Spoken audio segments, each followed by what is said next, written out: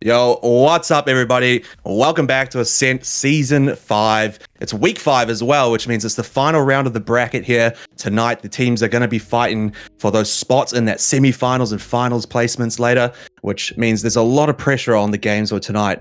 Big thank you to AOEsports for making sure these things happen, and thanks to Koalas Esports to make sure these productions go on. I'm Stranger, and joining me is Nikki. Yeah. Feeling a bit weird tonight, Stranger. I had some funky cheese before we went live, and I think it's messing with my tum-tum. But other than that, I'm feeling really excited for these games. There is so much on the line. We'll get to that in a little bit. In a little bit, but this is at the closing stages of ASCENT. It's a 5-week tournament, and then there's a 2 weeks playoff bracket as well. There's some prize money to be won, about $1,100 on the line. There's 40 teams involved, more than that. And there's so many opportunities to join. There's a Discord link and website that should be in the links below. And that should be really exciting. And we're just going to move on quickly to the matches that are coming up tonight, Stranger. We are starting off in Division 2 with Limelight, Oberon, and What the Flop coming up. And then later on, we will have Goodnight versus Family First. Both very, very high-stake games. Yeah, another set of Div 1 and 2 matchups coming along, which is what we saw in that first week. A couple of these teams like Goodnight and What the Flop making their second appearance on the show. So some familiar faces, and it'll be interesting to see how they might have changed through this competition since they first began, and now where they are with this Div 2 teams fighting for that kind of middle of the bracket, and the Div 1 team, which will be the second showing, they're fighting for that top spot. Yeah, and it's at the stakes where it's at playoffs. So we're starting off with our first game in Division 2, They're both 2-2. So the loser of this is at a very real risk of not even making playoffs, and at a risk of eliminating themselves from the money. So that is very important, and will definitely be playing on their minds as they're going through. But we will start off with Limelight Oberon, taking a little gaze at their rosters. On the tanks, they have Hero and Ryan. Looking like a pretty dive-heavy composition, even just from their tanks. On the DPS, there's Ugandan and Goose. I've heard great things about the Goose Farah, and apparently that is a very big feature of Oberon's compositions. So we'll have to look at the hit scan of What the Flops as well when we get there in a moment. And on the supports will be UXR and Mikkel. And UXR, they being on the Mercy, makes a lot of sense if they're paired up with a Farah quite frequently. So that is a combo that we probably should expect as we go into our game 1. Yeah, I mean, it's super hard to deal with that Pharaoh Mercy anyway. Then you got a Doomfist jumping in to harass you. There's a monkey jumping on your backline. I mean, disruption is the name of these guys' game, and I can just see it working so well. The chaos can be really fun at times, so I look forward to that. These guys, they've all been together a little longer than What the Flop as well, been together for about 2 months. So it'll be interesting to see how their kind of team play compares to What the Flop. Yeah, because What the Flop, they've basically scrapped themselves together to make a team for ASCENT this tournament because they want to be in contention. So they dragged a bunch of pretty well-known players in the OCE region either way. And we'll start off with their tanks at the moment. Rusty and Apollo, both very well-known. Rusty has been around for a while. I've been watching them for ages. Very, very talented. I'm in love with their Winston gameplay in particular. Fire Dragon and Drago on the DPS. They are consistent as always. Crimson and Outred. I remember being impressed with their support line last time we watched them, all the way back in Week 1, Stranger, when we opened. So that I'm excited to see how that support line has progressed and if they do continue to impress. Yeah, of course. I mean, again, these are the guys we've already seen, so it'll be cool to see their development. They do have a few changes up. I mean, Fire Dragon wasn't there in that first one, but of course, most of the solid team were there before. Outred and Apollo holding it up strong. And got to keep in mind these guys were put together, so a little bit scrappy, but they've made it work so far and done really well for themselves to find themselves in the middle of the bracket. I'm looking forward to some of that Apollo Zarya play. Always interesting stuff to see there, and these guys are definitely here to have some fun, so they're going to pull out something cool, I'm sure. Yeah, fun is the name of the game. And speaking of the games, we have to look at the maps the games will be played.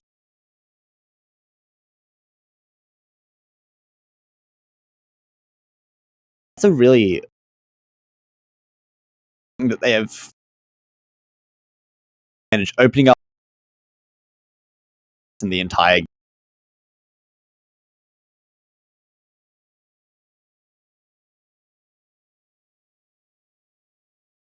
have to show that they can fight back from and put themselves back in the game if they do succumb to the pressure of the Goose Farah.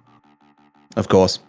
We then move on to either Blizzard World, Hollywood, or Kings Row, a group of my favorite maps there on the hybrid style. Again, some maps there being quite good for Goose. It's going to be interesting how they figure out how to counter around that, because what the flop, I'm not sure. I mean, they have that tracer, but that's not always the best solution for a Farah situation. So yeah, again, map picks here could be important. If they do lose that Li Jiang, they'll get to pick that second one. So they could maybe avoid, something like Kings Row and play a little bit more open in Blizzard or something like that. So yeah. I think we're about ready to hop in, but very quickly before we do, you were talking about the maps before, Stranger, and I think that definitely will be prevalent with a DPS lineup as niche as Farah Doomfist, which is what we are told we should expect. If what the flop can force them onto a map where Farah Doomfist just isn't the best choice, it can be really restrictive, and that is how they will have to conquer Oberon throughout this entire series. So watch out for that. Watch out for how what the flop changes their composition to make Doom and Farah just really unreasonable. I could honestly expect like a double hit scan with a Widow and a Cassidy, something along those lines. There's definitely a lot of ways to shut down the DPS of Oberon, but if they are let to run loose, then that will be a real problem. Yeah, of course. Nice map here as well to start with for that Farah. So open. You've got that tall tower in the middle to play the protection off of. So this is going to be very exciting. Maybe some killer boops to start us off as well. Or I wouldn't mind a little bit of a Lucio boop. That'd be very, very cool. But we will just have to wait and see. Both teams look like they are teasing the Lucio, but I imagine it will be Pontiff swapping over to the Mercy to try and keep Goose if they do go over to the Farah. And oh god, I don't even know. Both teams, the compositions are kind of similar, with the obvious outlier being the Doomfist. And I'm wondering if that's just the evolution of the meta throughout this tournament. They have played so many teams. They've played all the same teams essentially, and they've kind of come to the conclusion that this is the best route of attack. This like Sombra dive, almost brawl with the Reaper as well. So watch out for the hack targets, as Ryan is hacked early. Yeah, we get a very scrappy start to here, but what the flop taking a lot of control early on. They push them back to the bridge, which is good zoning ability, but a dive on from Oberon could be strong here. They're looking to make it in. The Doom into the back can be very effective, but still no pick found, and so their confidence dwindles a little bit. They're going to just probably give this point over to what the flop to start. They can't quite break through here. Yeah, they're really struggling. Ugandon tried a few ways of going around the outside coming out of left field of the other team, but they finally found the pick on the Drago. Yeah, both Moiras get their ults off as well, so a lot of healing to sustain through the battle. Should keep this one going for a little while longer. They need to find just that couple of extra picks here to balance out the field, but the ult coming on from LFT really slowing the pace down. They have the reverse one from Scourge as well. Pack onto their back line. Diva Bomb into the point. Does not manage to connect in the end, unfortunately, but there is a lot of input coming from these tank lines of the Monkey. Oberon finally winning out from attrition, and they just pushed them out to get the point back at 33. Yeah, a bit of a short reign on the point there, but they eventually do flip it back into their favor. And a lot of ultimates were actually used there, more than I initially thought there, Stranger. I think really importantly, both Primal Rages being a fair disappointment. The bomb is, and that's sent in early, forcing out the sound barrier as well. What the flop's movement just fantastic there, gets them away from it, no problems at all. They got to be careful about the meteor strike placement coming down. It does land in a bit of a unique position there, so not having the effect they could have wanted, and you can see how they've just completely conceded the point here. What the flop just took dominance. Yeah, and there's that Lucio boop we were talking about as well, Outright finding the boopity boop. And that has put them in a really good position on the point again. But they will be in a bit of a battle here, because I mentioned before the sound barrier was forced out of Outright at the very start of that fight, and now they don't have it to counter the EMP from Goose. So you see Goose invisible, trying to find the best hack targets, and it looks like they're about to let rip. Oh, beautifully positioned. Unfortunately, Fire Dragon is in their backline, so gets the one off. They trade back and forth quite decently as Fire keeps the pressure on and just does so much more work even after the ult's finished. Great play by them. Yeah, the real, never mind. Yeah, it was a good EMP, but the follow-up just wasn't there. The Reaper really doing a much better job of penetrating the backline of the Doomfist in that situation. And now, on the other side, What the Flop has their own EMP, and that catches 4 as well. Oh, Jason, it's absolutely brutal. They managed to find 2 already straight out the beginning. Doomfist comes in to try to do something, but gets picked out. Best for a reset there. I think that was a much better... Wait, Drago's already back up to 60% of that EMP. That is absolutely filthy. But that was a much better use of the EMP because they caught them in rotation before they had time to do any setup. That's why that EMP was successful.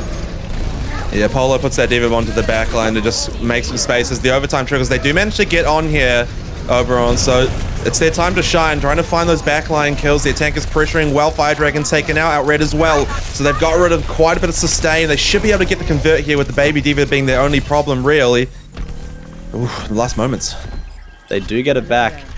But it will be Limelight Oberon coming up against another EMP, and the question is, will they actually be ready for it, Stranger? Because it caught me off guard, and I can watch the ultimates tick up percentage by percentage, and they do not have that luxury whatsoever. So they'll need to be on their toes for that one, and they've just been hit, but it doesn't look like the follow-up's in position. They're just moving so quickly, though. They managed to get themselves where they want to be. A boot, again, to get rid of the monkey. The Diva Bomb goes right to the back, but it's completely blocked off, so not a problem at all. Reaper ults on the point. It gets stuns out of it, but it doesn't matter. The damage is done, so Uganda gets taken out. They've absolutely dominated that fight there to win it out. Now they just got to get rid of the tricklers. Beat drop comes in. Oh man, Pontiff really wants to make sure that this fight lasts a little longer. They're not willing to give it over just yet, but the kills are still going out for What the Flop, and they have shown that they have control in this moment. Apollo with an extra Diva Bomb on the point, almost zones out, but Doomfist makes it on just in the nick of time. They really are just staggering out slowly. Goose does what they can. The slow player Ryan gets incinerated instantly. What a round for them. Yeah, What the Flop really made me eat my words there, Stranger, because I sent it over to you saying I don't think the follow-up is in position. But I was really caught off guard by the difference that the Lucio speed boost in that situation made. What the Flop had that speed boost, but obviously Pontiff didn't because they were hacked. And that distance just closed like that. It was so quick. The tanks were in position, immediately cleaning up. And that is the importance of the Sombra. Because if you can eliminate the Lucio, you just move so much quicker, and movement is such an important part of this old video game that we're playing. Also, very quickly, I think Ugandan, while being a very notable Doomfist, might be struggling a bit because they are playing into a Sombra. It's just such a natural counter to the Doomfist. A Doomfist is nothing without their abilities. So it is going to have to be something that Ugandan is going to be careful of as the series progresses. He's thinking about the teleplay, but a little bit scrappy with it. Goose will finally get onto the point. Yeah, it does give them some positional advantage. They have to be able to deal with the aggression here from What the Flop. Fire Dragon getting up nice and close, but they have zoned them out for the moment, so this is looking a lot stronger than earlier on. Seeing if they can keep that tank line strong in the front as they build up some ults here. The timer ticks down, point only just opening, but they've got the sim turrets set up now, so getting through this opening will be more and more difficult.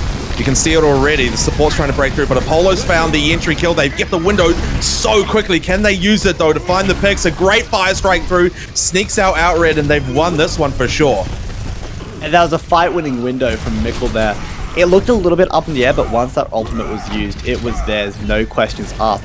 I'm a really huge fan of how Ugandan played that fight on the Doomfist. While they were all scrapping at the choke, they just walked casually around coast, around the outside, and just got a punch, trying to actually punch the enemy tanks into the objective room through that little choke. That's a shatter. Wow, that's massive. Picking up the multiple, they go for the hack in the back. Outred's taken, Fire's making sure to put out some damage as well. But I think that they've still got good control if they can find a couple more. This ult here from the Moira really made the difference, so that healing sustain just won them out the battle completely. Yeah, as they were hacked, they were just completely at the mercy of Moira's coalescence there. That was a really heads-up play by Drago to go for that EMP, recognizing that it could turn the fight with that Moira ult as they didn't get hit by the Shatter. So wonderful team play by What the Flop there, and it has put them with some percentage on the board.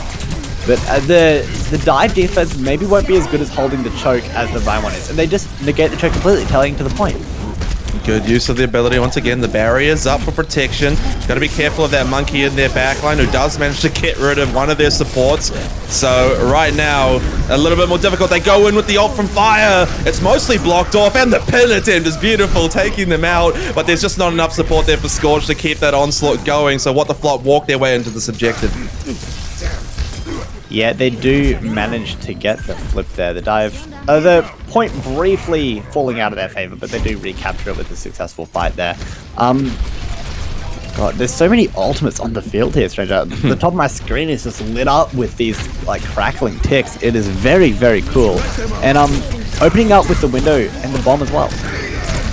Oberon trying to use that window once again. Not much value found just yet, but they're doing enough to zone them. That's a big EMP though. Lots of pressure on, and they have Lucio ult to keep the pressure going as they walk on back. They're going to struggle to escape. Fire wants a couple triggers, but in the end, they got a pretty good kill out. This kill on Ryan at the back is going to suck as well for the time. The D.Va's getting staggered and hacked as well. Yeah, that's rough. It's so late. Wow.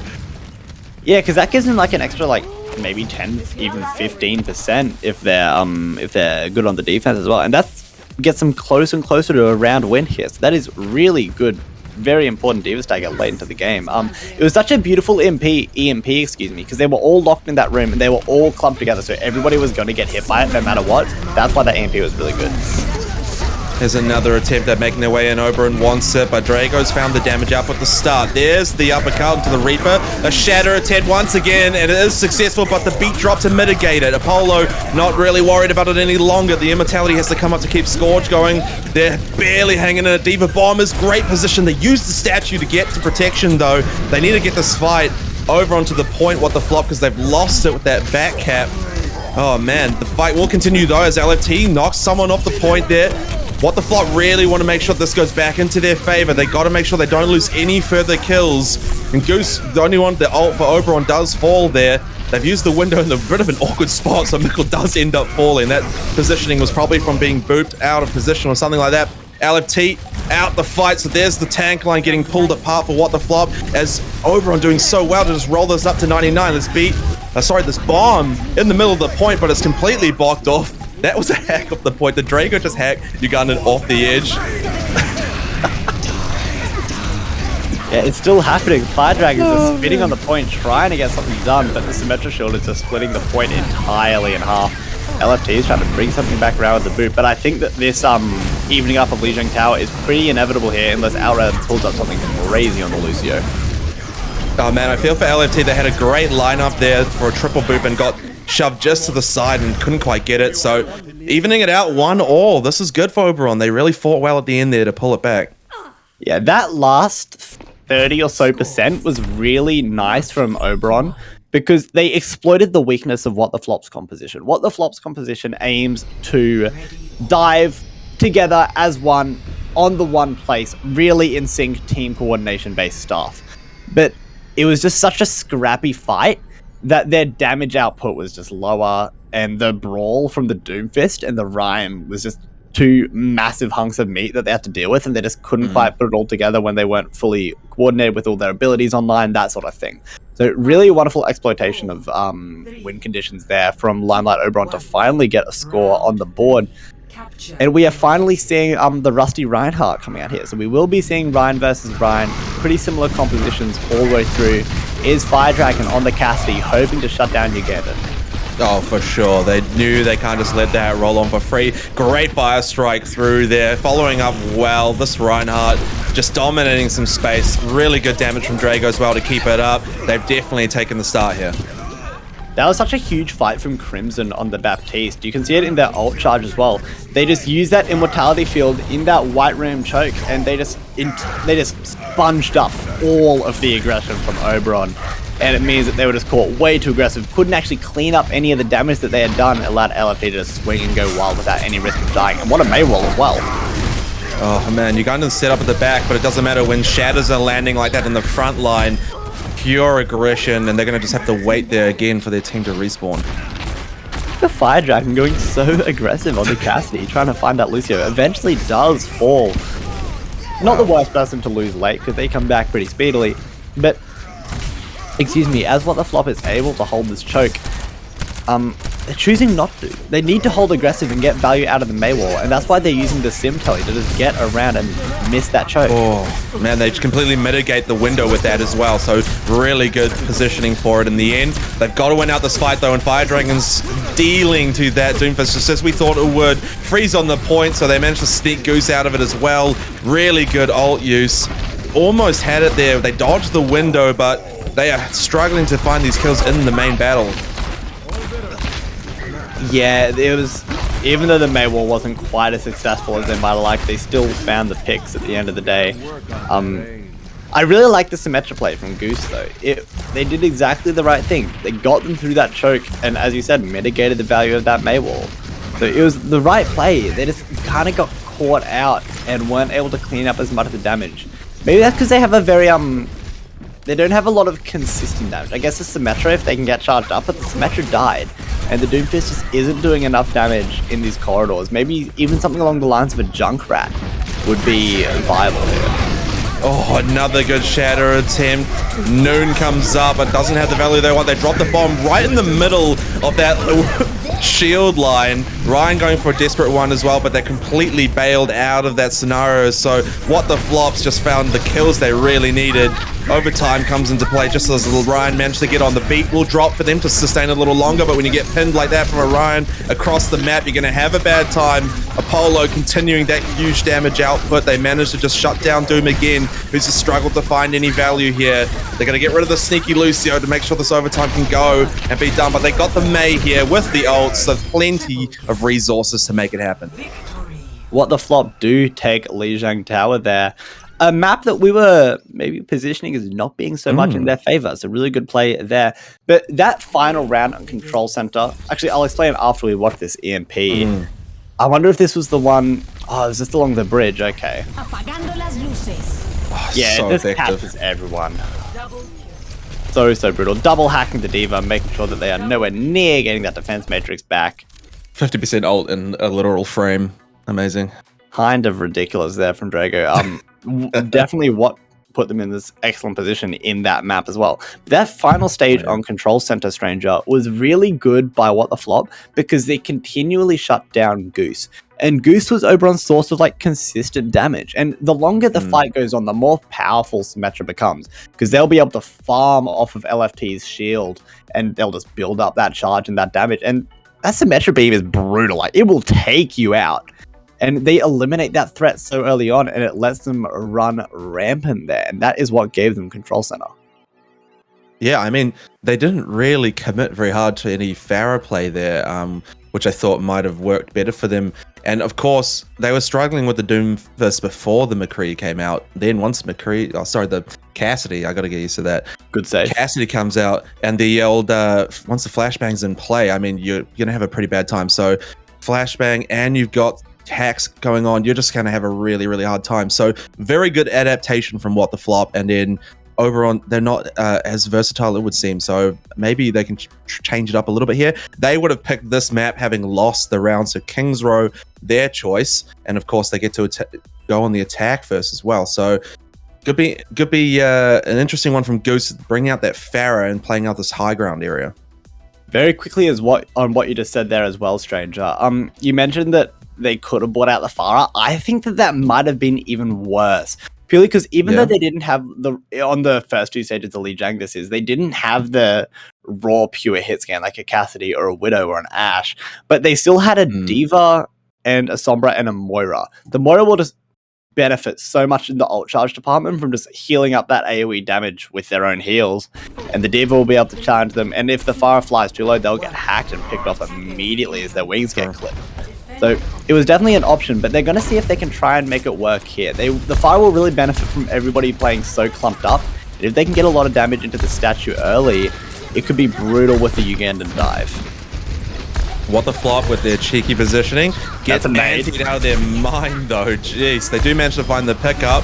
It's going to be a trade up for fire, so there's the pressure right off of Goose. They got to commit Apollo up to the high ground to try and counter that out, but Goose gets to continue the onslaught. Unfortunately, they just lost too many to really make this push work at the moment.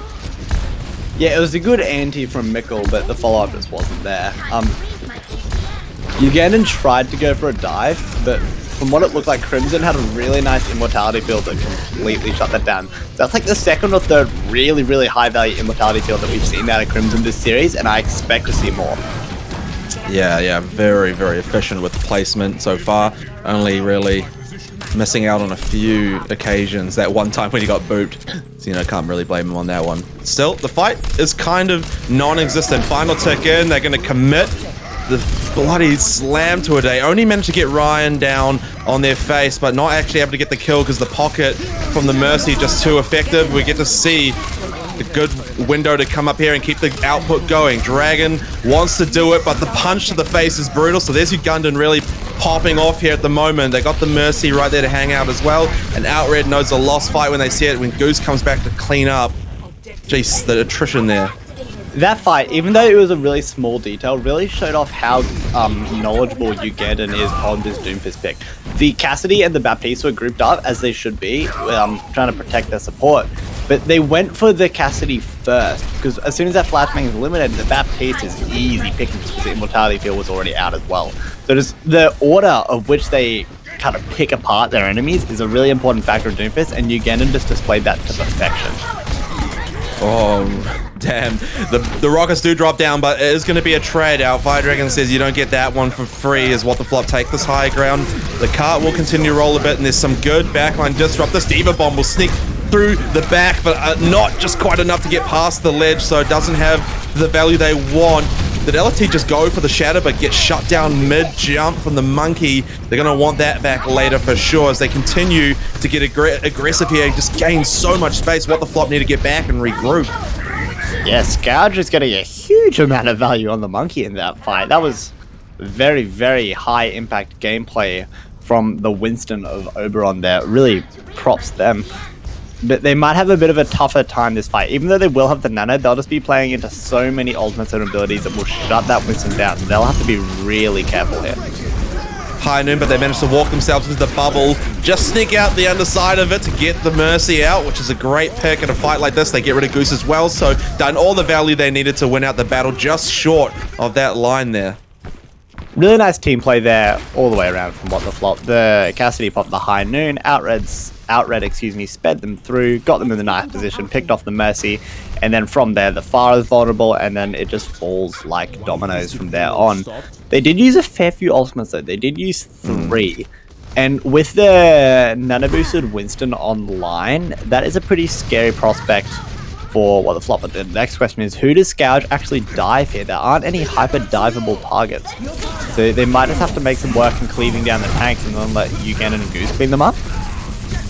Crimson with another good window, but the nano boosted monkey scares them off that high ground, which is exactly what they want to achieve. Diva Bomb goes high and connects nicely with the 2. Apollo really living up to that name there. They get a couple on the outward. Are they going to let it sneak on through though? Crimson has to be the one. Fire Dragon jumps on, but with the extra pressure, they actually hit a fantastic stun onto Goose there to just say back off, but that is a barrage raining right down on top of the cart, and somehow Crimson managed to get around most of it, but the Reinhardt not so lucky, going to get taken out. They are really doing well to keep this going. What the Flop commit for another noon, but it gets blocked out. Lovely dive from the monkey with the bubble as well to say that's not happening on my watch, mate, and finds them this point. I think it might be time for a compositional change-up, which is what we're seeing here. I agree with the Fire Dragon going over the Widow, purely because while on the Cassidy, they were countering like 3 or 4 players from the opposition at once and immediately fighting back as well, picking up Goose. But their flashbang, they had to save it for like 3 or 4 people, which obviously just isn't going to work. So they weren't, a lot of the time they were just a sitting duck to their enemies. So Goose up here trying the more long-range approach. Yep, no need to flashbang if they never come near you. A great reverse pin there. Gets rid of the main tank right in that front line, so the pushback is real. Goose on the Widow, so we might get some Widow on Widow action coming up. Yeah, pretty great stuff there. It worked. The Widow swap absolutely worked. Already coming up on their ultimate. Goose considered the Widow 1v1 for a bit, but they got kind of stopped. So instead opt for the Echo. And I love this aggressive amp matrix as well. Immediately picking off Mikkel, but not before they get the nano off. Yeah, the nano with the ulting monkey. They're able to disrupt, but the team is just so split up right now. I mean, Apollo basically just split 3 of them on their own and managed to just live through it all without a problem. So huge tank play by them. Paid off really well. I think this aggressive style is how they have to play it. Because now the roles are reversed from what I was talking about on Lijiang Night Markets when I was talking about taking the fights early before everybody can get organized. Oh my god, he's trying to look the flank shatter. I don't think he's Oh my god! Oh, it's big as well. Connecting nicely. They capitalize. Look at the team players. They move on. Main healer's gone. They get rid of their second, so there's just no heals for anybody. The May goes for the split off to make sure that they can get the stragglers too, and the value will be found for them. That is just huge. Yeah, before LFT cut me off from my monologue there, the roles were reversed because LFT was the one taking that aggressive fight this time to shut down the dive, and it worked really, really well. But now Scourge is opting for the Rhine v Rhine, so the Rhine games are commencing, but I think they'll struggle a bit with playing into the May. Crimson gets another bloody monitor up. This guy's popping them out. Press Q whenever you want to get it. Great play by Fire, who's continuing to oppress any aerial combat. It's not happening. This Diva Bomb goes right to the back, but unfortunately doesn't connect. The Polo gets sent off the map. They get rid of the tank on Scourge, so they've still got control. We will unfortunately have a pause, but damn, Fire Dragon is hitting their shots. Yeah, I imagine this is why their signature pick on the rundown sheet that we get, Stranger, is that Widowmaker. They're absolutely showing that, as we are indeed in a pause. And I put myself in the worst position to talk about anything here. All I can see is Fire Dragon up on the high ground, which, to be fair, is an excellent position to play. It just puts them all the way back. Any angle that Ugandan or Goose can come from, they have covered on that Widowmaker. So really smart positioning all the way around. But, oh god, it was just a pretty clean fight all the way around, it looks like, from what the flop was getting the picks when they needed. The Blizzard was actually quite large. It secured the Baptiste and I want to say the Doomfist as well. So that worked really well for them, the use of that May ultimate. Mm-hmm. I mean, they've only got a minute left here, Oberon. They're on their final bit of the push, but they have only got, one clone ult coming in online now. LFT's got the Shatter again. They've got the defensive beat drop. It's looking pretty good for what the flop. Right now, they also have man advantage, so they're pushing Oberon back, who's trying to reset. It's just the advantage position for what the flop is looking really good. If LFT can find themselves another cheeky off lane Shatter, I mean, that could be doom for them. Yeah, it really could be. The other option is to boop the Rhine out of the way, or even freeze the Rhine. If Drago freezes Scourge, that shield is forced to drop because of the crowd control, and then the Shadow comes down and everybody behind it's kind of cooked. There are a few options, but then on the other side of that, when Scourge eventually gets their ultimate online, there'll be so many stun Shadow combinations that they'll be able to pull off themselves, particularly with the Doomfist. That is definitely something they'll have to look out for as well. But it will be Oberon resetting, going for their final fight. Oh, that's a late pick as well. Man. Yeah, that's really late. Good Fire Strike positioning. 50 seconds is all they got here. Lovely stuff. And it will be Goose having about that 50 seconds to decide who they're going to clone. I imagine they'd go for the Reinhardt of LFT and just go really aggressive with dual Rhines, but they won't even be able to. They get picked off before the fight even starts. Now, Fire Dragon just continuing that. O's in for the second as well. Can they get the third? Up comes their mentality field. They do find that third one they wanted. Mickle falling there. The rest of the team says, hey, we want to get in on the action as well. Just chases them right back to the spawn point. 20 seconds is all they've got to play with. And we look at where LFT is there again. Oh, goodness. Surely not twice, right? Surely somebody scouts them out. Not again. Four of them fall. The team has just absolutely dominated it. Oh man, what the flop. Outplayed it with the ults, I think. They've taken great control of the fight here at the end. Just really good play by them. One excellent way to close out that defensive round from what the flop.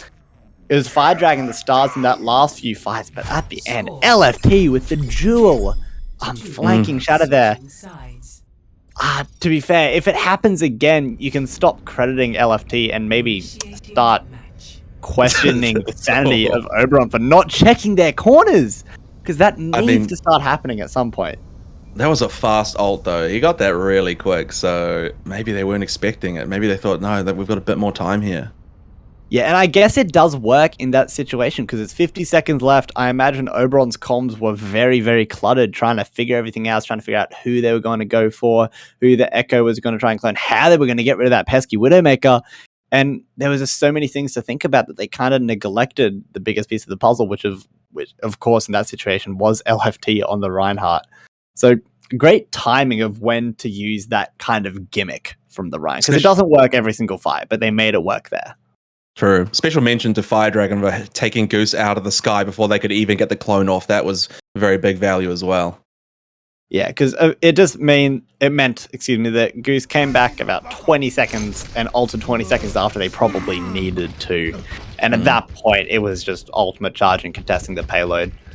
But on the defense here, it will be the Goose Mei. That's really exciting. So now it will be dual Meis on the field. And King's Rose is so constricted. There's so many chokes that the Meis can get high value out of walling off. Like, as soon as the Ryan takes a step forward past the statue, the wall will go up. But instead it is Scout Pitfall. Oh, I like that little counter wall as well to not make LFT feel too comfortable with the push. Great uppercut, wins the Mei fight there. So Drago's taken out. They haven't got the walls to stop off the tanks, but Fire Dragon returning the favor. Lovely headshot there. They're just keeping that value coming, repositioning and rotating around. It just pushes Oberon around. They aren't able to block off all the damage that's coming in, so they're losing a huge amount of healing. They've only got the Lucio. That pin really needed to connect, but unfortunately did another wall to split them, and it finds them 2 kills out of it as well. A great push here for Blue. It worked really well. The Widowmaker is still getting so much value, and I think that is a really key component that Limelight Oberon kind of has to figure out. How are they going to counter this Widowmaker Stranger? They have the Doomfist, so that is a potential dive option, but the Diva is just so essential to keeping the Reinhardt alive. They need to get another avenue of attacking that Widowmaker, maybe something a bit more long range, maybe a Widowmaker of their own. I almost felt like Doom could be the one to do it, but I'm just not even able to get near them. They just get taken out. There was a shatter given to them from behind, so they weren't having that. I love how far out what the flop is playing here as well. Yeah, they're in point C while the payload is just like not even turned the first corner of point B yet. This is hyper aggressive stuff to say the least. But this is a good opportunity for Oberon to take a fight when they maybe don't have as many heals as the Ana is on the payload, but Apollo does gatekeeping, making sure they get as much free distance as they can. Oh no, they might actually get picked off though. They get out just close call. The Widow's finally down. The Doomfist dive was successful. That's what we wanted. That's exactly what they needed as well. AFT has that boost on though. Managed to win out the Reinhardt fight. They get the freeze off on Ryan too, so they can keep the aggression going. Support's trying to get behind. That shatter goes in, but not having the value that they probably wanted out of it. And they actually get taken out. So finally Oberon has managed to get them off this cart. And it was all off the back of eliminating that Widow. Ugandan did their job, and then they were able to come back and bully the tanks as much as they wanted. That is going to have to be a consistent feature of Limelight's team fights. And there it is. Ugandan has locked Fire Dragon's number. They have it on speed dial up in here. Great stuff. Even using the Meteor Strike to just get out and waste more time off the clock. And finally, they have forced Fire Dragon to swap over to the Hanzo. That will be really brutal on the shields of Scourge. So Ryan will have to be on their toes with the defense matrix, trying to eat as much as they can to maintain their Ryan's shield. Yeah, it's going to be a hard frontline fight, especially with the Maze here as well. The freeze going to go up. Goose with the anti on, just barely hanging in. Double Lucio ult, so everyone's got infinite HP for a second. Diva bomb right into their backline. Goose is not going to quite get out of that, and the freeze hits Mickle right on the edge of it as well. So they're going to hate that. Their Fire Dragon to finish it off. Dominant play. Kind of unfortunate for Goose. They got their ultimate Eden, so that it was the other Diva on their toes that time with the defense matrix. Apollo with a great eat, and that means that not only did they win the fight, but they also wasted a very significant ultimate from the side of Oberon there. And as point B will go the side of what the flop, they are in an excellent position to take this map. Yeah, they really don't have to take it super far. Ryan pops that Diva bomb right to the back. It lands on LFT's head. Couldn't shield it out, but unfortunately they're going to lose Scourge in the trade. So what the flop could still make this happen if they can find an extra kill here. Balance out the play. Drago wants to take that second tank out as the Doomfist jumps right into their backline. Outred managing to pump that damage out, and they've got this. Frontline aggression with Apollo with the nano boost has really zoned most of them out here. Goose has to be able to commit to the cart, but the freeze goes deep from Drago to make sure no one gets to go near it. That's a lot of pressure on Goose with the anti. They're not going to have any luck at all. This cart walks on up. That shatter prematurely, but it manages to hit. Great play from What the Flop there. Yeah, that brings them up to 2-0, Stranger, taking both Lijiang and Kings. The gimmicks of Oberon just aren't working as efficiently as they should be. Oh no, surely this isn't one of the flank shadows. Sneaky shadow. Yeah. It's huge. 4 people and the cleanup kills. Struggling a bit with that Lucio, but other than that, spectacular. Oh, they got repaired. On the end. Lovely stuff. I love doing that as Ryan. You're taking swings and you're just like, screw it, and you go for the charge, and it actually works. Because if you miss, you look like a complete moron. But if you hit, then it was like high calculated gameplay, like all up in here in the cranium. But yeah, it is Oberon's map pick again, and oh god, I don't even know where they go because Kings is a pretty common pick from everyone, so I'm not really surprised that we went there. But as we look at our third options, I think they'd have to go to Dorado. I think Dorado is the best Pharah map. And also, the other options are Gibraltar and Junkertown, which can both absolutely be dominated by Widowmaker, which proved to be a real problem there as Fire Dragon was clicking heads. So, Sure. And it looks like that is where we are going. We are heading off to Dorado. That makes a lot of sense. It suits the Pharah, eliminates the Widow. There's 2 positives there. Why not? There's no way they were going to Junker, let's be honest. Like, they weren't going to even entertain that idea. Yeah, it's so open as well, particularly that first point. There's just so much barren landscape that the Doomfist wouldn't have any walls to punch anybody into. So it makes a lot of sense that they go there. And it's nice to see the Oberon, despite their comps being a little bit insane, they still have that like logical thought process to at least put themselves in a position to do maybe some video gaming. I'm not too sure though. Also, this is potentially Oberon's last map in Ascent, because if they lose this, they could very well be out of the playoffs picture, depending. I think some other games have to go certain ways, but essentially, if whichever team wins this is guaranteed a spot in playoffs. Yeah, it's make or break moment. I mean, what the floppers come to show. So Oberon, they have to make a pretty nice reverse sweep here to take it home. I mean, I think that they have got it in them to make it happen, but they're going to have to be very smart about their picks, and they're going to make sure that they get those pickups. Like, Ugandan's pressure on them right now. They have to get the kill.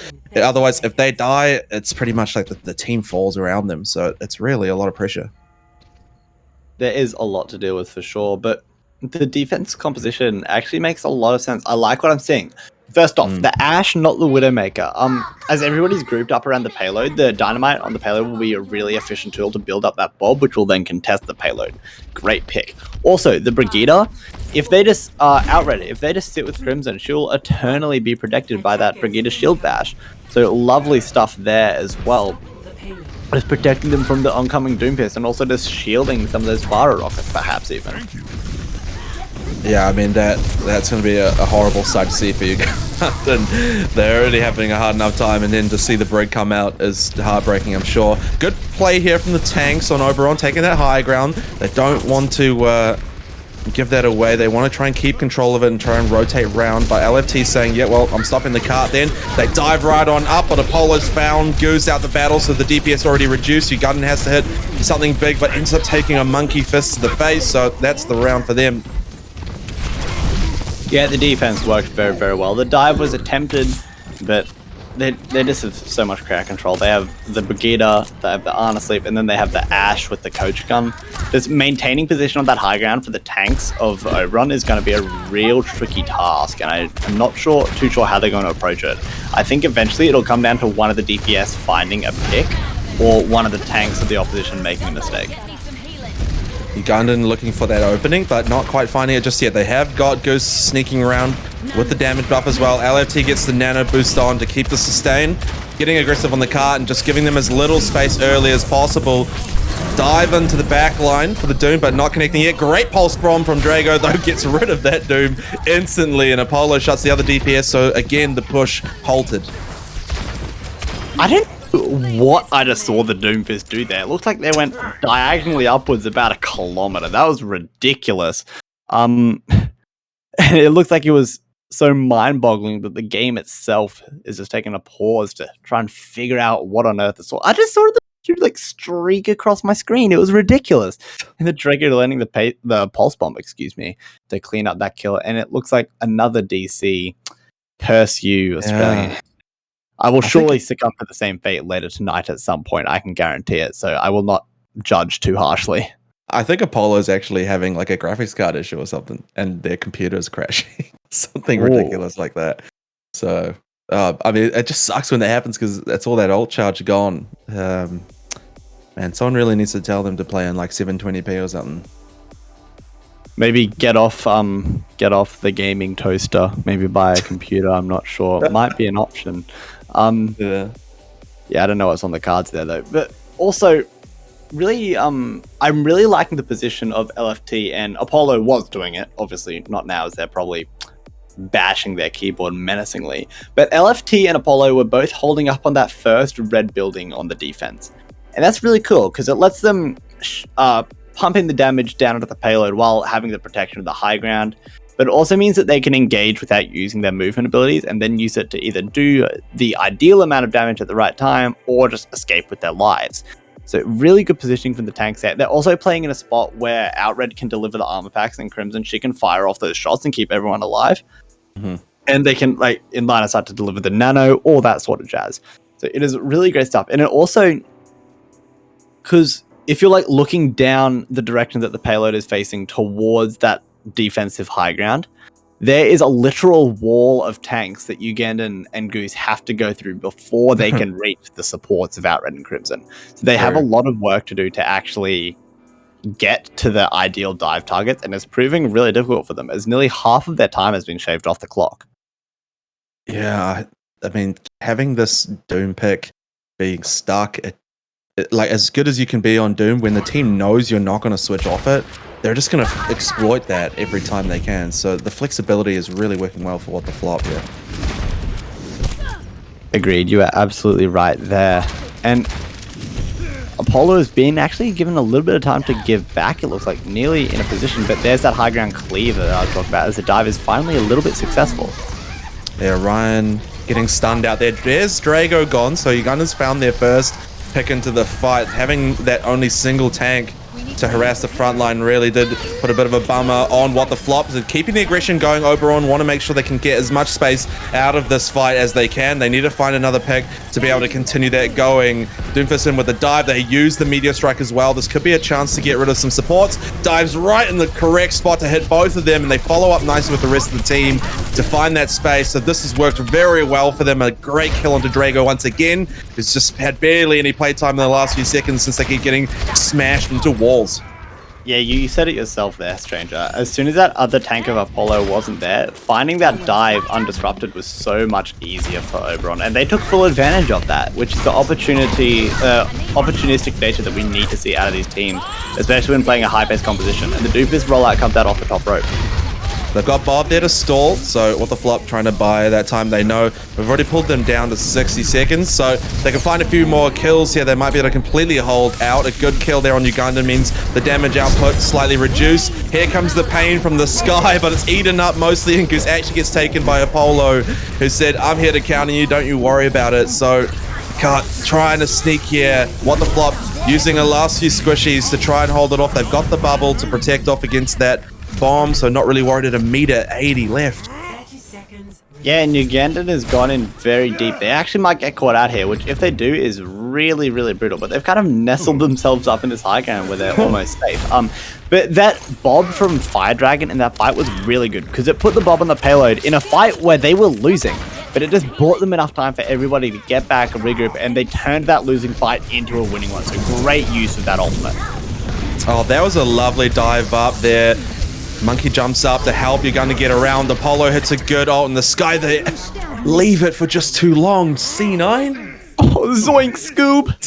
Totally C9's point. No. Oh, they had such a good play there. They managed to get Fire Dragon off the high ground so Ugandan could play with their toys as much as they wanted. And then they just let it slip like that. They had everyone there as well. That is... Well, I believe, Stranger, this is what we in the industry call a bruh moment. I'm not sure. I'll have to check with the kids because I'm not too hip with them. It's a hard Charlie Niner. It really do be. But now it is that Charlie Niner has actually put What the Flop in an excellent position to take this series 3-0. So they don't even need to complete point A. They just need to get almost to the end, and that will be enough for them. The golden box of victory just chilling agonizingly close to that first checkpoint. But yeah, the it's defense really is just one team fight. Oh, Sorry, it's only really one team fight away as well. So I mean, what the flop? If they just play this smart, get a couple picks, they could pretty much walk it up. Yeah, it is one team fight depending on where the defense actually chooses to play. If they play where they are at the moment on that defensive high ground, which is pretty standard, they could maybe squeeze in a recontest. But if they play a little bit more aggressive on the spawn doors, utilizing the Doomfist, which looks like it might be what they're going for, that will get them pretty much a guaranteed 2 fights, which I think is the way to go. So they should try and play really aggressive at the front and just diminish as much progress as quickly as you can.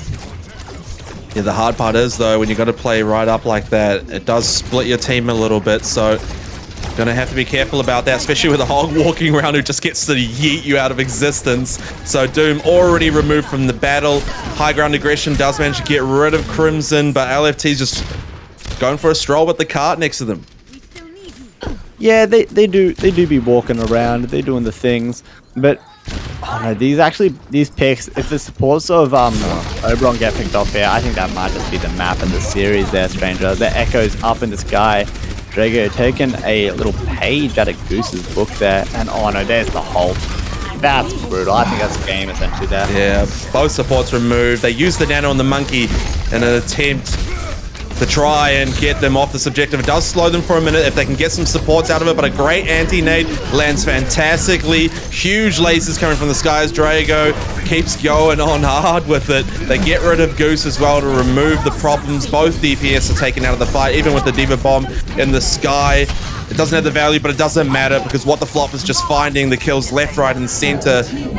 Ryan will get melted out. They have the damage buff from the bongo as well, so this monkey will be about as useful as a chunk of change. Nothing to be found. A couple extra kills will find them the map. Dominant play. They really did come to show. And very quickly, with LFT picking up the Roadhog on that final offensive campaign, I think we saw officially every single Doomfist counter on planet Earth from what the flop there. So yeah, it really had a bit of a stinker.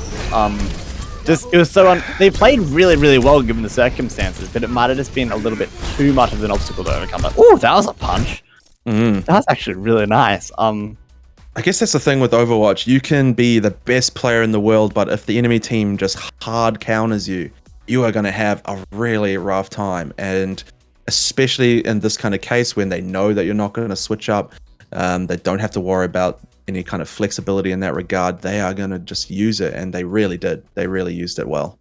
Yeah, it's like playing a game of rock, paper, scissors, where Doomfist is rock, and you just always go rock. Yeah, the enemy team is scissors, but they can just swap to paper, but the Doomfist has to stay rock.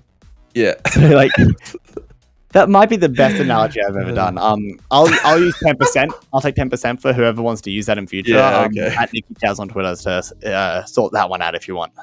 Right. Okay. Well, that was an unfortunate 3-0 there. I thought that it would be a little bit more even. Remember, both these teams are up in the middle of the bracket together with pretty much the same scoreline. So I thought we'd have a great balanced fight. But I think what the flop, even though they have been together less time, just a bit more coordinated, they really found the cracks in Oberon and they just really abused them. So really good play in the end. Again, we saw some great play. Fire Dragon's shots tonight. I mean, yeah, we could do like a compilation of that alone. So really good stuff. Yeah, really quickly, with that 3-0 as well, that puts what the flop at not only a 3-2 record, but also a +3 map differential. Because there were 3 teams on 2 wins, 2 losses, and even map diff. And that means that their nearest competitor to eliminating them out of playoffs is they'll only be able to tie them at best in map differential. So they have actually secured their spot there with that 3-0 sweep. So very important map by map gameplay to put what the flop in the best position that they can, just behind Supernova at the top of Division 2, excuse me. All right, well, before we give you guys the div match coming up next, we're going to take a short break, get our breaths back, go have a drink or something, and we'll see you shortly.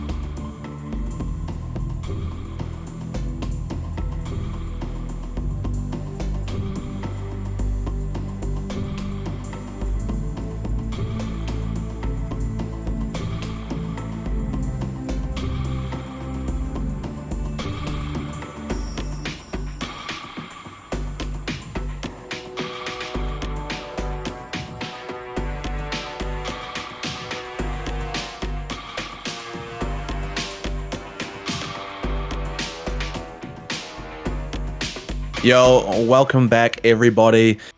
It's a bit of a wait. I'm sorry about that, but in true OCE fashion, we decided to just completely yeet out the game we were going to do and bring in a whole nother one. So instead of a Div 1 match, we're going to get ourselves a Div 4 match, but we still have a high-stakes match here. It's Team 1 and 2 in their placement, looking to take that first-place spot, so the stakes are still nice and high for this. Of course, I'm Stranger and Nikki if you weren't here for the earlier match, so welcome all aboard. Yeah, you mentioned the high stakes, and you are absolutely right. Both teams are sitting 4-0 leagues above the rest of their division. So whichever team wins this will be guaranteed first seed going into playoffs for Division 4.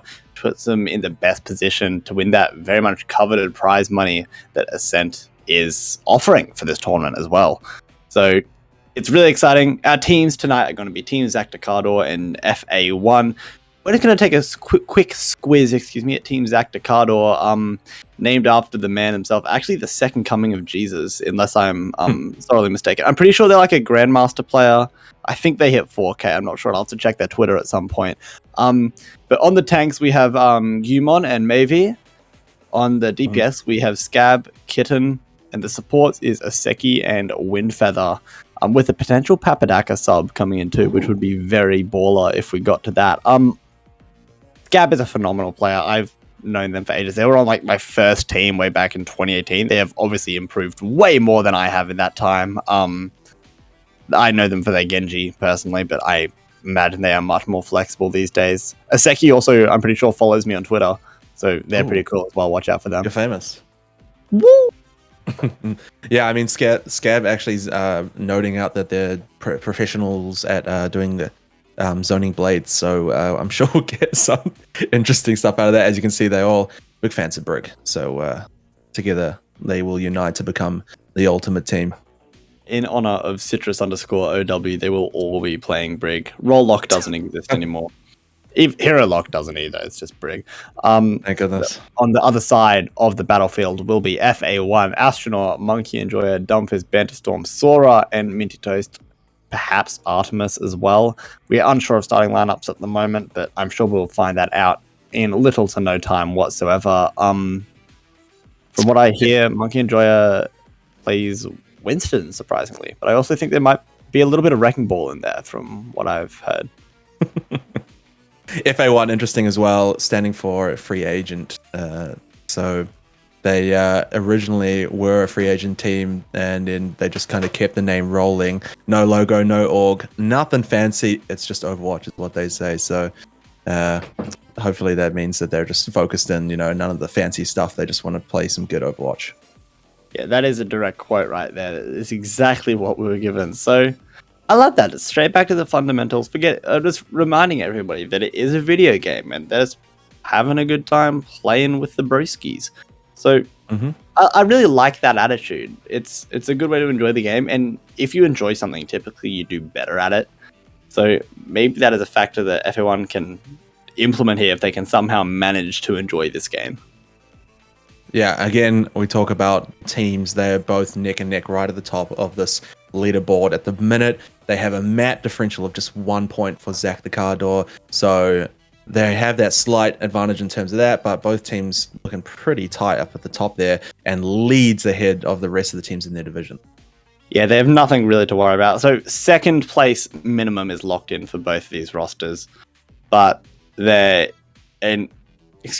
will be a first place decided in this game. Maps aside, the winner of the match will just be seed 1, and that's actually really important going into playoffs. Gives you theoretically the worst team to come up against in the first round. So it is actually really important, this game. Even though they are both guaranteed to go forward, it is really important to get themselves in the best position possible. Yeah, it's a good reminder that these are the final of the bracket matches. So next week will be the semis, and then the week after that, we're looking at the final. So these next 2 weeks after tonight are pretty important. And so we're kind of closing up that bracket round here. Yeah, it's so cool coming to the tail end of the season and seeing all these storylines that have actually developed, and we have a kind of idea of what we are looking at and what is on the line. Well, at the start, because I actually haven't casted since week 1, so we didn't know much going in. We had no basis of what to talk about besides what we knew about individual players and teams. but now there's actual like things coming together, and it's so cool. And it's like one of the wonders of, I guess, following a tournament of any kind, or whether it's like esports, traditional sports, you get to see those things and watch them fold out and actually like invest in a team. That is really, really cool stuff. And that's kind of what we're seeing in ASCENT here. Yeah, it's kind of exactly what we saw just in the match beforehand, where What the Flop, who, when they first played on that first week with you and myself, we were casting away. We thought, look, these guys are fresh together. They are, they just kind of scrambled that team together to get into ASCENT. So we were like, wow, that's kind of last minute, so maybe that's going to affect them. And in the end, they played so well that they made their way right up to the match we saw just before and did really well for themselves. So and won it outright. Not to mention that part. So they have come a long way from what we thought was going to be them having a rough patch. They actually kind of did very well. So it's great to see those kind of little stories going on. Absolutely. Man, I wish I knew more about some of the individual players in here. We could talk about potential compositions, but I guess if we use our previous game that we saw a bit earlier on tonight as a bit of a reference, it will mostly be brawl and dive. I don't expect a whole lot of bunkering up, unless the 6th Brigaders pick is for real, no cap.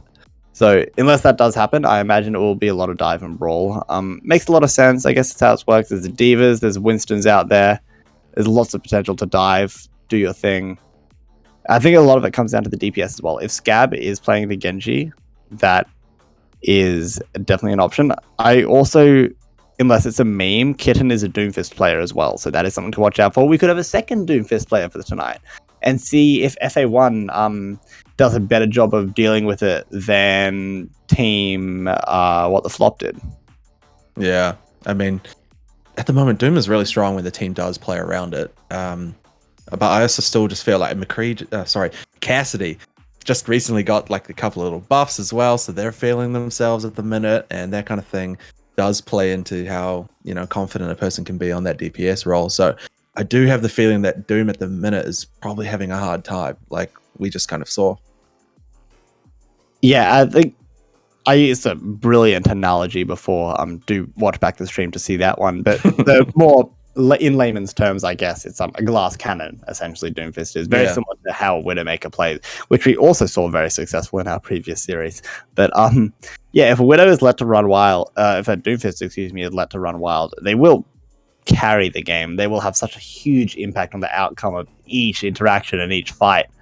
But it just takes that little bit of pressure, and the right pressure. It can't just be the D.Va shooting at them. It has to be some sort of crowd control, a hack, just slowing them down, somehow putting something in their way, and that is when countering Doomfist is actually viable and gets the best value for the least resources, so then you don't invest them all into the Doomfist, and then you have nothing to fight everybody else. Yeah, and like we've seen a lot of powerful Sombra play at the minute, which is, again, very, very strong for that, and again, we might see it in FA1, so that kind of thing will really play into it. I mean, Sombra's power at the moment is crazy good. And looking into Overwatch 2 in 2077, when we finally get it, it looks like Sombra's just on the climb. So I think maybe some people might be getting some training in on that as well. Fair enough.